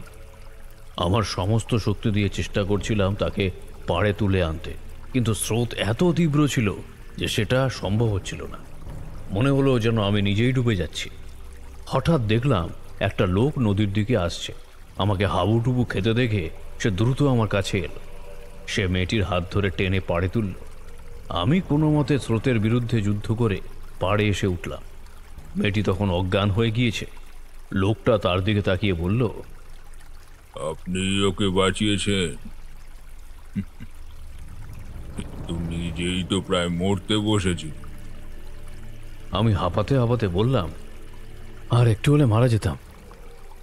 ঠিক তখনই কয়েকজন গ্রামবাসী সেখানে ছুটে এলো। তাদের মধ্যে একজন বয়স্ক ব্রাহ্মণ ছিলেন, যার পরনে ছিল সাদা ধুতি আর উত্তরীয়। তিনি মেয়েটিকে দেখে চিৎকার করে উঠলেন, সরস্বতী, সরস্বতী মা, কি হয়েছে তোর? স্রোতে ভেসে যাচ্ছিল আপনার মেয়ে, এরা বাঁচিয়েছে। ব্রাহ্মণ আমাদের দিকে কৃতজ্ঞতার দৃষ্টিতে তাকালেন। তিনি আমাদের জড়িয়ে ধরে বললেন, আপনাদের কি বলে ধন্যবাদ দেব জানি না, আপনারা আমার মেয়ের জীবন বাঁচিয়েছেন। সরস্বতীকে নিয়ে তারা গ্রামে চলে গেল আর আমাদের দুজনকে সঙ্গে যাওয়ার জন্য অনুরোধ করলেন। আমি বলাইকে নিয়ে গ্রামের দিকে রওনা হলাম। লোকটা আমাদের দিকে রহস্যময় হাসি দিয়ে বলল, পথের শেষে আমাদের আবার দেখা হবে। তারপর সে চলে গেল। আমরা যখন গ্রামে পৌঁছলাম তখন সন্ধ্যা হয়ে এসেছে। গ্রামটা বেশ সুন্দর, কিন্তু গ্রামের মানুষদের চোখে মুখে একটা অজানা ভয় আর আতঙ্কের ছাপ। ব্রাহ্মণ আমাদের তার বাড়িতে নিয়ে গেলেন। তিনি আমাদের জন্য খাবারের ব্যবস্থা করলেন। খেতে খেতে আমরা গ্রামের অবস্থা সম্পর্কে জানতে পারলাম। ব্রাহ্মণ বললেন, ঠাকুর মশাই, এই গ্রামে একটা ভয়ঙ্কর রোগ ছড়িয়ে পড়েছে। এই রোগে আক্রান্ত মানুষগুলো দুর্বল হয়ে যায়, তাদের গায়ে ঘা হয়, আর শেষে তারা মারা যায়। এই রোগগুলো ওষুধে সারছে না, আমরা এর কোনো কারণও খুঁজে পাচ্ছি না। বলাই আমার দিকে তাকিয়ে বলল, ঠাকুরমশাই, এর কারণ কি সেই অশুভ শক্তি? আমি ব্রাহ্মণের দিকে তাকালাম। তার চোখ ছলছল করছিল। তিনি বললেন, আমরা জানি না এর কারণ কি, কিন্তু গ্রামের মানুষ খুবই ভয় পাচ্ছে। তারা মনে করছে এটা কোনো দৈব অভিশাপ। আমি পুঁথিটা বের করে তার দিকে তাকালাম। পুঁথিতে নিশ্চয়ই এর কোনো সমাধান আছে। আমি পুঁথির পাতা উল্টাতে শুরু করলাম। প্রতিটি পাতায় আমি নতুন কিছু জানতে পারছিলাম। হঠাৎ একটা পাতায় দেখলাম এর সমাধান সম্পর্কে লেখা আছে। আমি গ্রামের দিকে তাকিয়ে দেখলাম গ্রামের মধ্যখানে একটা পুরনো বটগাছ আছে। পুঁথিতে লেখা আছে সেই বটগাছের নিচে একটা ছোট্ট কূপ আছে, যার জল এই রোগ সারিয়ে দিতে পারে। কিন্তু সেই জল সংগ্রহ করতে হলে কিছু মন্ত্র উচ্চারণ করতে হবে। আমি বলাইকে বললাম, চলো আমরা সেই বটগাছের কাছে যাই। আমরা দুজনে বটগাছের কাছে গেলাম।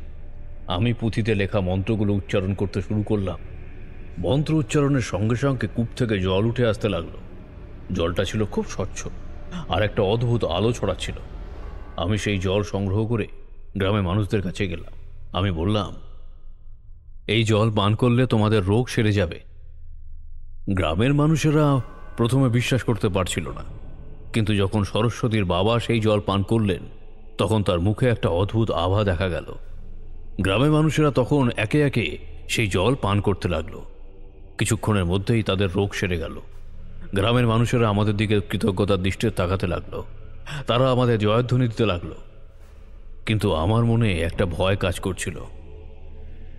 গ্রামের মানুষরা আমাকে অলৌকিক ক্ষমতার অধিকারী মনে করছে, যা আমার উদ্দেশ্য নয়। তাদের এই অন্ধবিশ্বাস আমাকে চিন্তায় ফেলে দিল।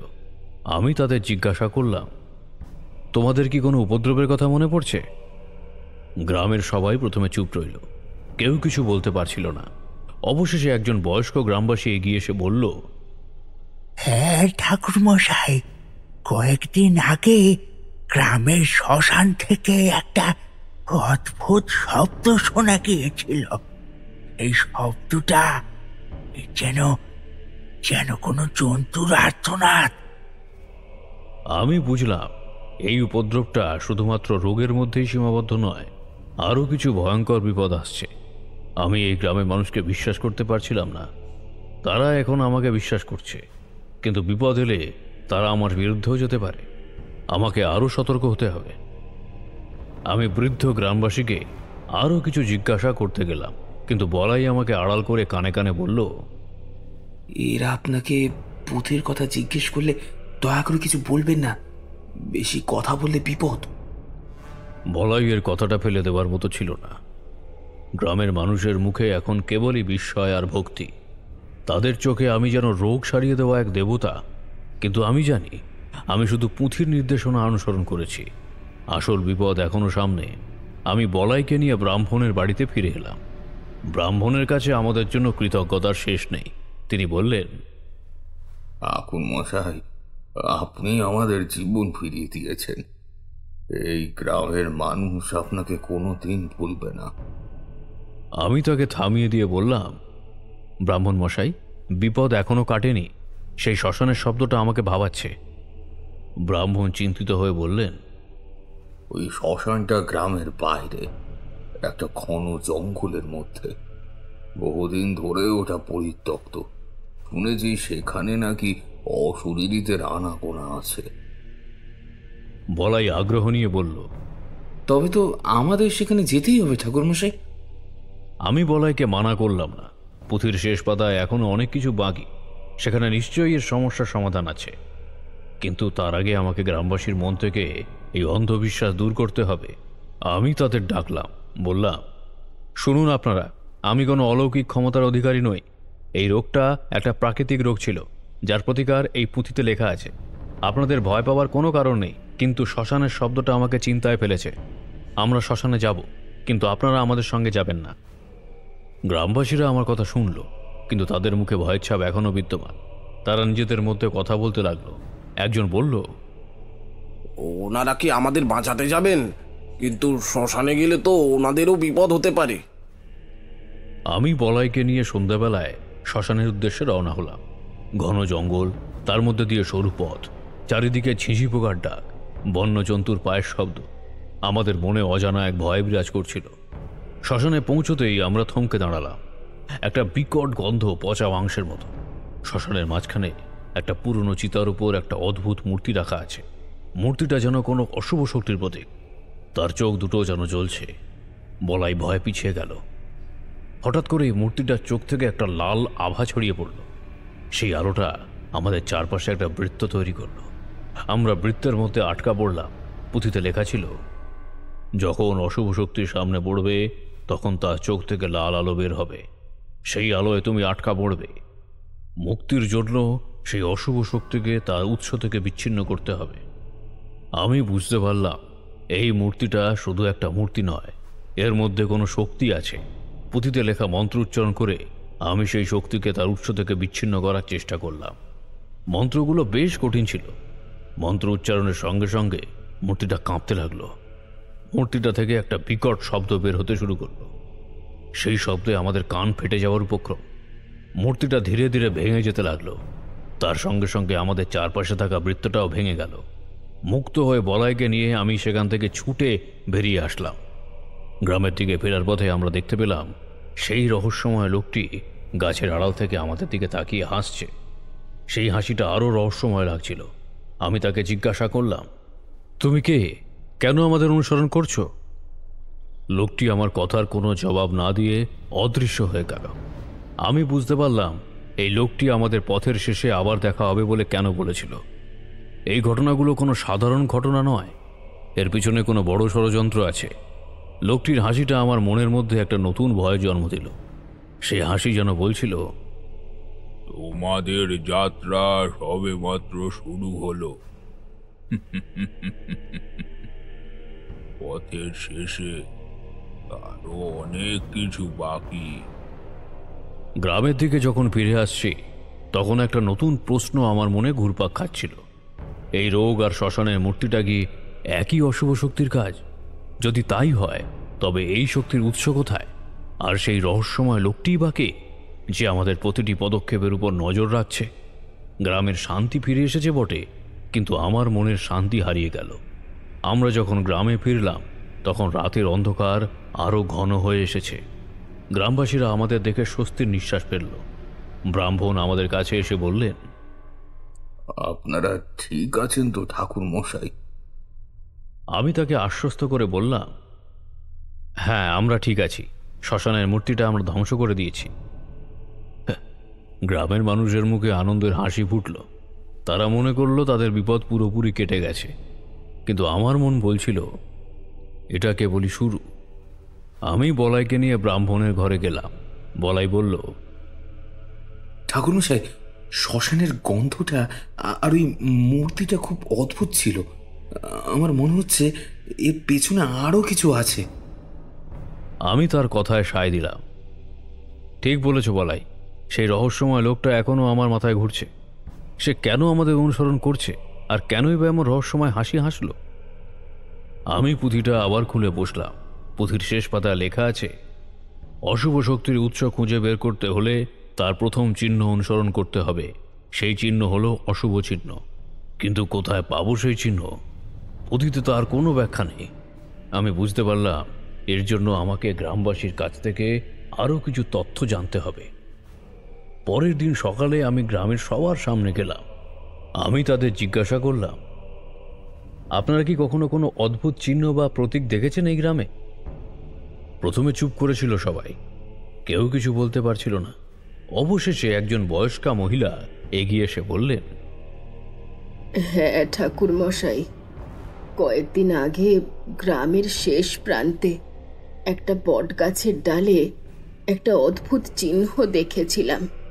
চিহ্নটা দেখতে অনেকটা সাপের ফণার মতো। আমি বলাইকে নিয়ে সেই বটগাছের নিচে রওনা হলাম। বটগাছটার কাছে গিয়ে আমরা সেই চিহ্নটা দেখতে পেলাম। চিহ্নটা সত্যি সাপের ফণার মতো। আমি পুঁথির পাতা উল্টে সেই চিহ্নের সঙ্গে মিলিয়ে দেখলাম পুঁথিতে লেখা ছিল, যখন অশুভ চিহ্ন দেখতে পাবে তখন তার নিচে থাকা মাটিতে একটা মন্ত্র উচ্চারণ করতে হবে। সেই মন্ত্র উচ্চারণ করলে মাটির নিচে লুকিয়ে থাকা গোপন সুড়ঙ্গের পথ খুলে যাবে। আমি দেরি না করে পুঁথিতে লেখা মন্ত্রটা উচ্চারণ করতে শুরু করলাম। মন্ত্র উচ্চারণের সঙ্গে সঙ্গে মাটির নিচে একটা বিকট শব্দ হলো। মাটিটা ফেটে গেল আর একটা গোপন সুড়ঙ্গের পথ খুলে গেল। বলাই ভয় পিছিয়ে গেল। ঠাকুরমশাই, এই সুড়ঙ্গের মধ্যে কি আছে? আমি তাকে বললাম, ভয় পেও না বলাই, এই সুড়ঙ্গের মধ্যেই আমাদের সব প্রশ্নের উত্তর লুকিয়ে আছে। আমরা দুজনে সুড়ঙ্গের মধ্যে প্রবেশ করলাম। সুড়ঙ্গের মধ্যেটা খুব অন্ধকার আর ঠান্ডা, ভিতরে একটা বীভৎস গন্ধ। আমি মশাল জ্বালিয়ে পথ চলতে শুরু করলাম। সুড়ঙ্গের মধ্যে বেশ কয়েকটি ছোট ছোট কক্ষ ছিল। প্রতিটি কক্ষের দেওয়ালে সেই সাপের ফণার মতো চিহ্ন আঁকা। আমরা একটি কক্ষের মধ্যে প্রবেশ করলাম। কক্ষের মাঝখানে একটা পাথরের বেদি, বেদের উপর একটা বাক্স রাখা আছে। বাক্সটার গায়ে সেই সাপের ফণার চিহ্ন। বলাই বলল, ঠাকুরমশাই, এই বাক্সটার মধ্যে নিশ্চয়ই সেই অশুভ শক্তির মূল উৎস আছে। আমি সাবধানে বাক্সটা খুললাম। বাক্সের ভেতরটা খালি, শুধুমাত্র একটা পুরনো চিঠি রাখা আছে। চিঠিতে লেখা ছিল, যদি তুমি এই পথ খুঁজে বের করতে পারো তবে তোমার জয় হয়েছে, কিন্তু মনে রেখো এই খেলা এখনো শেষ হয়নি। আসল অশুভ শক্তি লুকিয়ে আছে গ্রামের মন্দিরের নিচে, সেখানে আমার শেষ শক্তি লুকিয়ে আছে। চিঠিটা পড়ে আমি অবাক হয়ে গেলাম। চিঠিটা শেষ হয়েছে সেই রহস্যময় লোকটার সাক্ষাতে। আমি বুঝতে পারলাম সেই লোকটা আমাদের এই পথে চালিত করছে। সে আমাদের কোনোভাবে পরীক্ষা করছে, কিন্তু কেন? মন্দিরের নিচে কি আছে? আমি বলাইকে নিয়ে দ্রুত মন্দিরের দিকে রওনা হলাম। আমরা মন্দিরের কাছে পৌঁছতে পৌঁছতে সন্ধ্যা হয়ে এলো। মন্দিরের দরজাটা তালা দেওয়া, কিন্তু তালাটা সাধারণ তালা নয়, তার উপর সেই সাপের ফণার চিহ্ন আঁকা আছে। আমি পুঁথিতে লেখা মন্ত্র উচ্চারণ করলাম। মন্ত্র উচ্চারণের সঙ্গে সঙ্গে তালাটা খুলে গেল। মন্দিরের ভেতরে প্রবেশ করে আমরা আরও অবাক হয়ে গেলাম। মন্দিরের মাঝখানে একটা বিশাল শূন্যস্থান, তার নিচে নেমে গেছে অনেকগুলো সিঁড়ি। সেই সিঁড়ি বেয়ে আমরা নিচে নামতে লাগলাম। সিঁড়ি দিয়ে নিচে নামতে নামতে আমরা এক বিশাল কক্ষের মধ্যে এসে পৌঁছালাম। কক্ষের মাঝখানে একটা বিশাল মূর্তি। মূর্তিটা দেখতে খুবই ভয়ঙ্কর। তার চোখ থেকে একটা কালো আভা বের হচ্ছে। সেই আভাটা যেন আমাদের দিকে এগিয়ে আসছে। বলাই ভয়ে কাঁপতে লাগলো। ঠাকুরমশাই, এইটাই সেই অশুভ শক্তি। আমি বুঝতে পারলাম এইবার আমাদের আসল যুদ্ধটা শুরু হলো। সেই রহস্যময় লোকটা এই মন্দিরের নিচে আমাদের জন্য একটা নতুন বিপদ সাজিয়ে রেখেছে, কিন্তু কেন? আর সেই লোকটা আসলে কে? আমার মনে এই প্রশ্নগুলো ঘুরপাক খাচ্ছিল। আমি প্রস্তুত হয়ে গেলাম, কারণ আমি জানি এই যুদ্ধে জয়ী হতে হলে আমাকে কেবল পুঁথির উপর নির্ভর করলে চলবে না, নিজের বুদ্ধির উপর ভরসা রাখতে হবে। মন্দিরের নিচে সেই বিশাল মূর্তিটার সামনে দাঁড়িয়ে আমাদের দুজনেরই বুক কেঁপে উঠল।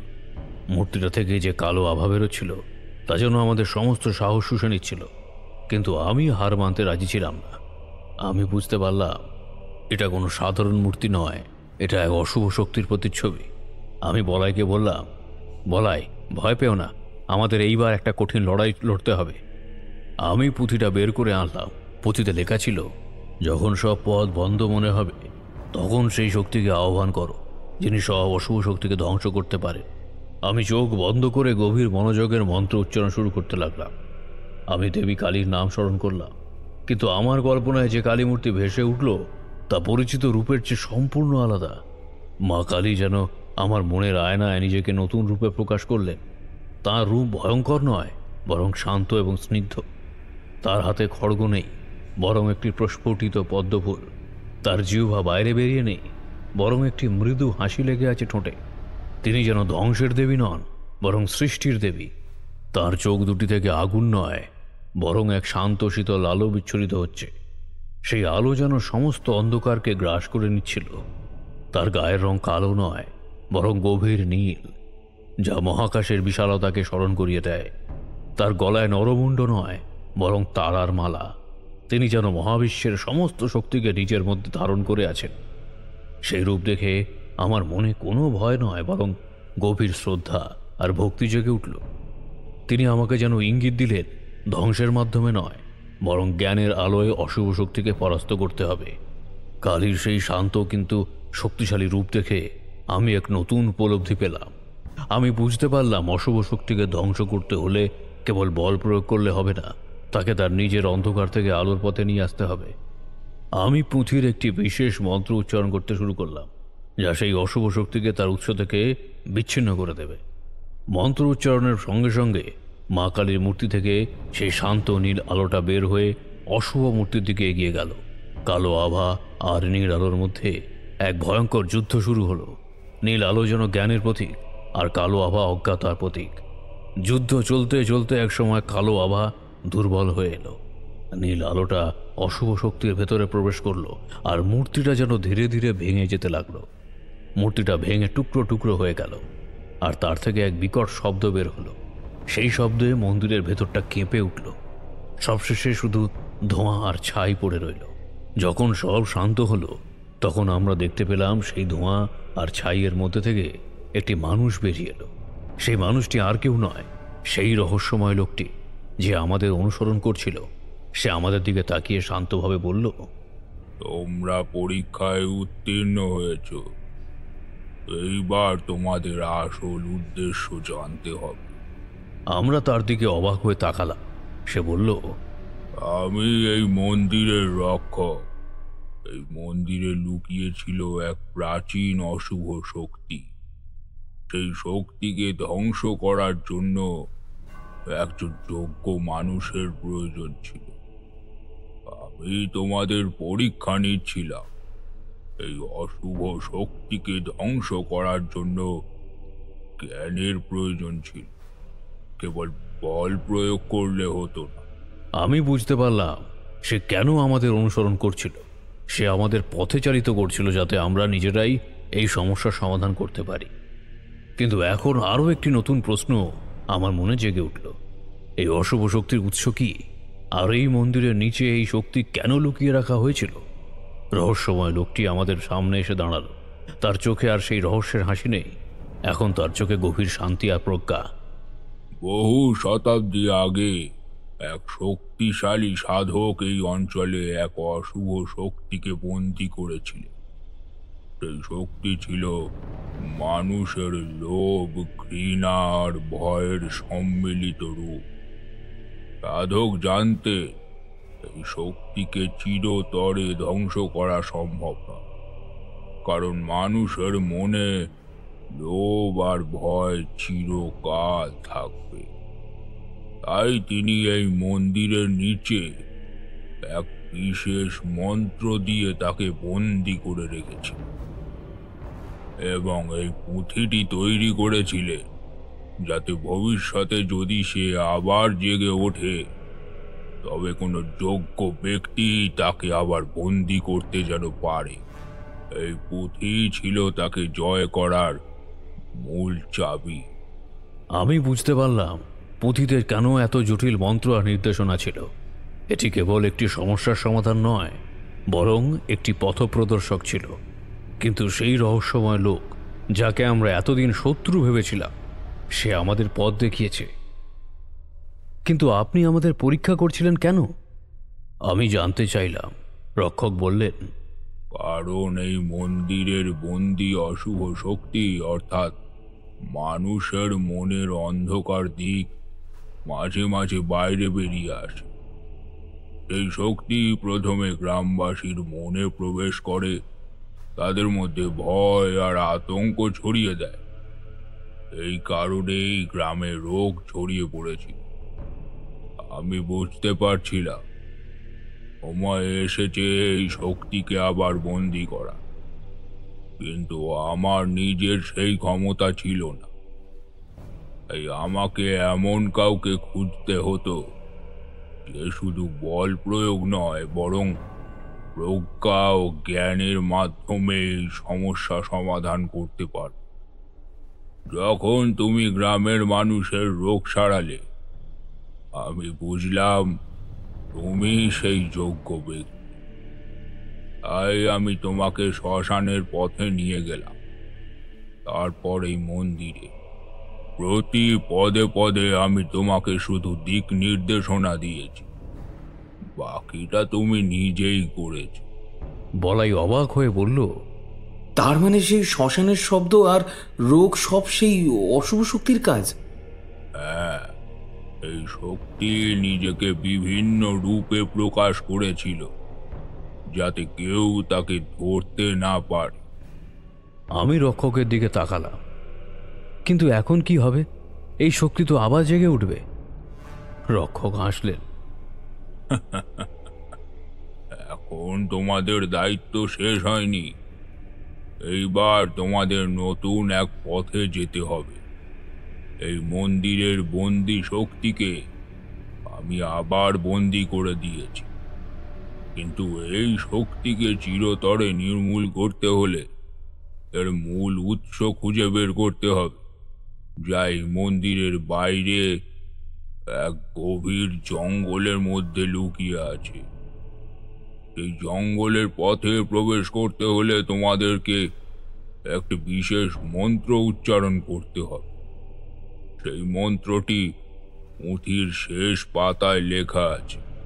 তিনি মন্দিরের দেওয়ালের দিকে ইশারা করলেন। আমি দেখলাম দেওয়ালের গায়ে একটি প্রাচীন মানচিত্র আঁকা আছে। এই মানচিত্রটি তোমাকে পথ দেখাবে। তোমাদের যাত্রা এবার সেই জঙ্গলের দিকে, যেখানে এই অশুভ শক্তির বীজ লুকিয়ে আছে। কিন্তু মনে রেখো, এবার কোনো পথ প্রদর্শক থাকবে না। তোমাকে নিজের জ্ঞান আর প্রজ্ঞা দিয়ে সেই পথ খুঁজে বের করতে হবে। আমি বলাইকে নিয়ে সেই মানচিত্রটি দেখলাম। মানচিত্রে অনেক রহস্যময় চিহ্ন আঁকা আছে। আমি বুঝতে পারলাম আমাদের আসল পরীক্ষা এখন শুরু হতে চলেছে। গ্রামে মানুষের কাছে বিদায় জানিয়ে আমরা নতুন পথে যাত্রা শুরু করলাম। আমাদের সামনে ঘন জঙ্গল, আর আমাদের হাতে সেই পুঁথি আর মানচিত্র। আমাদের মনে কোনো ভয় নেই, কারণ আমরা জানি আমাদের এই যাত্রা শুধুমাত্র একটি শক্তিকে ধ্বংস করার জন্য নয়, বরং মানুষের মনের ভেতরের অন্ধকারকে জয় করার জন্য। গ্রাম থেকে বিদায় নিয়ে আমরা দুজন সেই অজানা জঙ্গলের পথে পা বাড়ালাম। রক্ষক আমাদের বলে দিয়েছেন, এবার কোনো পথপ্রদর্শক থাকবে না, সবকিছু আমাদের নিজেদেরই খুঁজে বের করতে হবে। হাতে পুঁথি আর প্রাচীন মানচিত্র। জঙ্গলটা যত গভীর হচ্ছে ততই সূর্যের আলো ম্লান হয়ে আসছে। চারিদিকে গা ছমছমে নীরবতা, শুধু আমাদের পায়ের পাতায় মাড়ানো শুকনো পাতার মড়মড় শব্দ শোনা যাচ্ছে। মানচিত্রের প্রথম চিহ্নটা ছিল একটা প্রাচীন ঝর্ণা। ঝর্ণাটা খুঁজে পেতে আমাদের বেশি সময় লাগলো না। ঝর্ণার স্বচ্ছ জলের দিকে তাকিয়ে বলাই বলল, ঠাকুরমশাই, এই জলে কি কোনো জাদু আছে? আমি মানচিত্রটা দেখে বললাম, জলে জাদু নেই বলাই, তবে ঝর্ণার নিচে একটা গুহা আছে, যেখানে লুকিয়ে আছে কিছু বিশেষ পাথর। আমরা গুহায় প্রবেশ করলাম। অন্ধকার আর স্যাঁতস্যাঁতে গুহাটার মধ্যে কেমন যেন একটা ভয়ের আবহ। গুহার মধ্যে দেখলাম অনেক অদ্ভুত পাথর। পুঁথিতে লেখা ছিল, এই পাথরগুলো স্পর্শ করলে এক বিশেষ সুর শোনা যাবে। কিন্তু সুরের মাধ্যমে পথ খোঁজা নয়, বরং সেই সুরই হলো এক বিশেষ ধরনের অভিচার ক্রিয়ার সূচনা। আমি পুঁথির পাতা উল্টে দেখলাম সেই পাথরগুলো আসলে শক্তির উৎস। আমি গুহার মাঝখানে বসলাম এবং পুঁথিতে লেখা অভিচার ক্রিয়া শুরু করলাম। বলাই দূরে দাঁড়িয়েছিল, ভয়ে তার মুখ সাদা। অভিচার ক্রিয়ার মন্ত্রগুলো খুব কঠিন ছিল। মন্ত্র উচ্চারণের সাথে সাথে পাথরগুলো থেকে এক অদ্ভুত কম্পন শুরু হলো, আর সেই বাতাসটা একটা ঘূর্ণির সৃষ্টি করল। ঘূর্ণির কেন্দ্রে একটা কালো ধোঁয়াকুণ্ডলী পাকিয়ে উঠছিল। মন্ত্র শেষ হওয়ার সাথে সাথে কালো ধোঁয়াটা মিলিয়ে গেল, আর আমার ভেতরে এক নতুন শক্তি অনুভব করলাম। আমার মনে হলো আমি যেন এখন আরও শক্তিশালী। আমার সামনে কোনো বিপদই আর কোনো বাধা নয়। আমি বলাইকে নিয়ে গুহা থেকে বেরিয়ে আসলাম। বলাই অবাক হয়ে বলল, ঠাকুরমশাই, আপনার চোখে এমন আলো কেন? আমি তার কথায় কোনো উত্তর দিলাম না, শুধু হাসলাম। আমি বুঝতে পারলাম সেই অভিচার ক্রিয়া আমাকে এক অলৌকিক শক্তি দিয়েছে। আমরা গ্রামে ফিরে এলাম। গ্রামবাসী আমাদের দেখে আনন্দিত হলো, কিন্তু আমার মনে একটা নতুন চিন্তাভাবনা চলছে। এই অশুভ শক্তিকে চিরতরে ধ্বংস করতে হলে আমাকে এক বিরাট যজ্ঞের আয়োজন করতে হবে। আমি গ্রামবাসীকে ডেকে বললাম, এই অশুভ শক্তিকে চিরতরে ধ্বংস করার জন্য আমাদের এক মহাযজ্ঞের আয়োজন করতে হবে। এই যজ্ঞের দেবী হবেন মা বগলা। গ্রামবাসীরা আমার কথায় সায় দিল। আমরা মন্দিরের সামনে যজ্ঞের আয়োজন করলাম। বগলা দেবীর মূর্তি প্রতিষ্ঠা করা হলো। যজ্ঞ শুরু হলো। আমি মন্ত্র পড়ে চললাম, আর গ্রামবাসীরা ফুল, ফল এবং অন্যান্য জিনিস আহুতি দিচ্ছিল। যজ্ঞের আগুন ধীরে ধীরে উজ্জ্বল হতে লাগলো। যজ্ঞের শেষ আহুতির সময় এলো। আমি একটি কাঁটা ছাগলের রক্ত নিয়ে যজ্ঞের আগুনে এক ফোঁটা রক্ত মেশালাম। সেই রক্ত যজ্ঞের আগুনে পড়তেই এক বিকট শব্দ হলো। আকাশটা কালো হয়ে গেল আর বৃষ্টি নামতে শুরু করলো। কিন্তু আমি যজ্ঞের সামনে বসে জপ চালিয়ে গেলাম। এক মুহূর্তের জন্য থামলাম না, হঠাৎ বলাই চিৎকার করে উঠল। ঠাকুরমশাই দেখুন! আমি তার দিকে তাকালাম। বলাই ভয় কাঁপছে, তার চোখ দুটি বিস্ফারিত। বলাই বিভীষিকা দেখে জ্ঞান হারালো। আমি দেখলাম এক কালো ধোঁয়া কুণ্ডলি পাকিয়ে যজ্ঞের আগুন থেকে বেরোচ্ছে। সেই ধোঁয়াটা ধীরে ধীরে এক মেয়ের অবয়ব ধারণ করলো। মেয়েটা দেখতে খুব সুন্দর, কিন্তু তার চোখ দুটো ছিল শয়তানের মতো। সে আমার দিকে এগিয়ে এলো আর আমাকে বলল, তোমার মন্ত্র জপ বন্ধ করো, নয়তো তোমার এই যজ্ঞ আমি ধ্বংস করে দেব। আমি বুঝতে পারলাম এটা সেই অশুভ শক্তি যে আমার যজ্ঞ ভাঙার চেষ্টা করছে। আমি আরও জোরে মন্ত্র জপ করতে শুরু করলাম। মা বগলা শক্তি আমার চারপাশে এক বলয় তৈরি করল। মেয়েটা সেই বলয়ের মধ্যে প্রবেশ করতে পারল না। সে চেষ্টা করলো, কিন্তু প্রতিবারই ব্যর্থ হলো। একসময় সে বুঝতে পারল আমাকে পরাজিত করা সম্ভব নয়। সে হতাশ হয়ে চলে গেল। মেয়েটা চলে যাওয়ার পর আমি স্বস্তির নিঃশ্বাস ফেললাম। আমার কানে এক দৈববাণী ভেসে এলো, এই পুঁথিটাই হলো সেই অশুভ শক্তির আধার, এটিকে যজ্ঞের আগুনে আহুতি দাও। আমি পুঁথিটা নিলাম। পুঁথিটা আমার কাছে এতদিন এক পবিত্র বস্তু ছিল, কিন্তু এখন আমি বুঝতে পারলাম এটা শুধু একটি পথ প্রদর্শক ছিল না, এটিও ছিল সেই শক্তির অংশ। আমি পুঁথিটা যজ্ঞের আগুনে আহুতি দিলাম। পুঁথিটা আগুনে পুড়ে ছাই হয়ে গেল। পুঁথিটা পুড়ে যাওয়ার সাথে সাথে সবকিছু শান্ত হয়ে গেল। আকাশ পরিষ্কার হয়ে গেল, বৃষ্টি থেমে গেল, বলাই সুস্থ হয়ে উঠল। বেশ একটানা গল্প বলে শেষ করলেন ঠাকুর মশাই। কিশোরী কিন্তু ঠোঁটের কোণে মুচকি হাসি ফুটিয়ে বলল, এত কিছু কি সত্যিই ঘটেছিল? আচমকাই কথাটা বলে উঠল কিশোরী। তারানাথ একটা সিগারেট ধরাবেন। ওনাকে ক্লান্ত দেখাচ্ছে, তবু উনি সিগারেট ধরিয়ে তাতে সুখটান দিয়ে বললেন, তুমি বিশ্বাস করছো না? ঠাকুর মশাইয়ের মুখে এক ঝলক বিরক্তির ছায়া পড়ল, যদিও সেটা পরের মুহূর্তেই মিলিয়ে গেল। তিনি একটু কেশে গলাটা পরিষ্কার করে নিলেন। কিশোরী এবার হাসির মাত্রাটা একটু বাড়িয়ে বলল, বিশ্বাস করতে পারলে তো করবো ঠাকুরমশাই। মা কালীর যে রূপ আপনি বর্ণনা করলেন, সেইটা কি আদেও কোনো পুঁথিতে লেখা আছে? তোমরা জানো না তাই এমন বলছো। মা কালীর অনেক রূপই তন্ত্রের পুঁথিতে নেই। তবে হ্যাঁ, এইটা গুরুর মুখে শুনেছিলাম। আর গুরুমুখে বিদ্যা যেহেতু তন্ত্র, তাই তন্ত্রমতে এই রূপ কল্পনা করা অসম্ভব কিছুই নেই। আগমবাগীশ তো স্বপ্নে দেবী দর্শন পেয়েছিলেন। দেবী তাকে বলেছিলেন সকালে উঠে যে মেয়েটিকে মাটির দেওয়ালে ঘুঁটে দিতে দেখবে, সেই মেয়ের প্রতিকৃতি অনুযায়ী হবে মা দক্ষিণাকালীর মূর্তি। উনি কি দেখা পেয়েছিলেন? আলবাত। ঠাকুর মশাইয়ের মুখে হাসি ফুটল। উনি সকালে স্নান সেরে দেখেন একটা মেয়ে ঘুঁটে দিচ্ছে দেওয়ালে। সেই মেয়েটির আদলেই তৈরি হয়েছিল দক্ষিণাকালীর মূর্তি। কিশোরী ঠোঁট টিপে হাসল। আর সেই খুঁটে দেওয়া মেয়েটি কি দেখতে ঠিক তেমনই ছিল যেমনটা আপনি বর্ণনা করলেন? মানে তার মুখে সেই ভয়ানক হাসি, মাথায় নরমুন্ডু আর মুখের রক্ত লেগে আছে? তারানাথ এবার একটু থমকে গেলেন। ধুর পাগল, এসব কি বলছো? সে তো একটি সাধারণ মেয়ে ছিল। তাহলে সেই ভয়ঙ্কর রূপের কি হলো? মা দক্ষিণাকালীর মূর্তি তো দেখতে মোটেও তেমন নয়। আমি তো দেখেছি মা হাসি হাসি মুখে দাঁড়িয়ে আছেন, ঠিক অন্য সব প্রতিমার মতন। কোথাও তো কোনো ভয়ঙ্কর কিছু নেই। কিশোরীর কথায় ঠাকুর মশাইয়ের মুখটা আবার ফ্যাকাশে হয়ে গেল। তিনি যেন কোনো জবাব খুঁজে পাচ্ছিলেন না। আমি পরিস্থিতি সামলাতে গিয়ে বললাম, দেখো, সব সময় তো সবটা মিলে যাবে না। গল্পের মধ্যে অনেক কিছুই তো অন্যরকম থাকে। কিশোরী আমার দিকে ফিরে বলল, উনি সবসময় এরম ভাবে কথা বলেন কেন? কিছু বললেই গল্প, আর গল্প মানেই তাতে বানানো কথা। সব কিছুর মধ্যে যদি গল্প থাকে, তাহলে আসল সত্যিটা কোথায়? আমাদের মধ্যে যখন এই চাপানুতর চলছে, ঠিক তখনই চারি হাতে চায়ের ভাঁড় নিয়ে ঘরে ঢুকলো।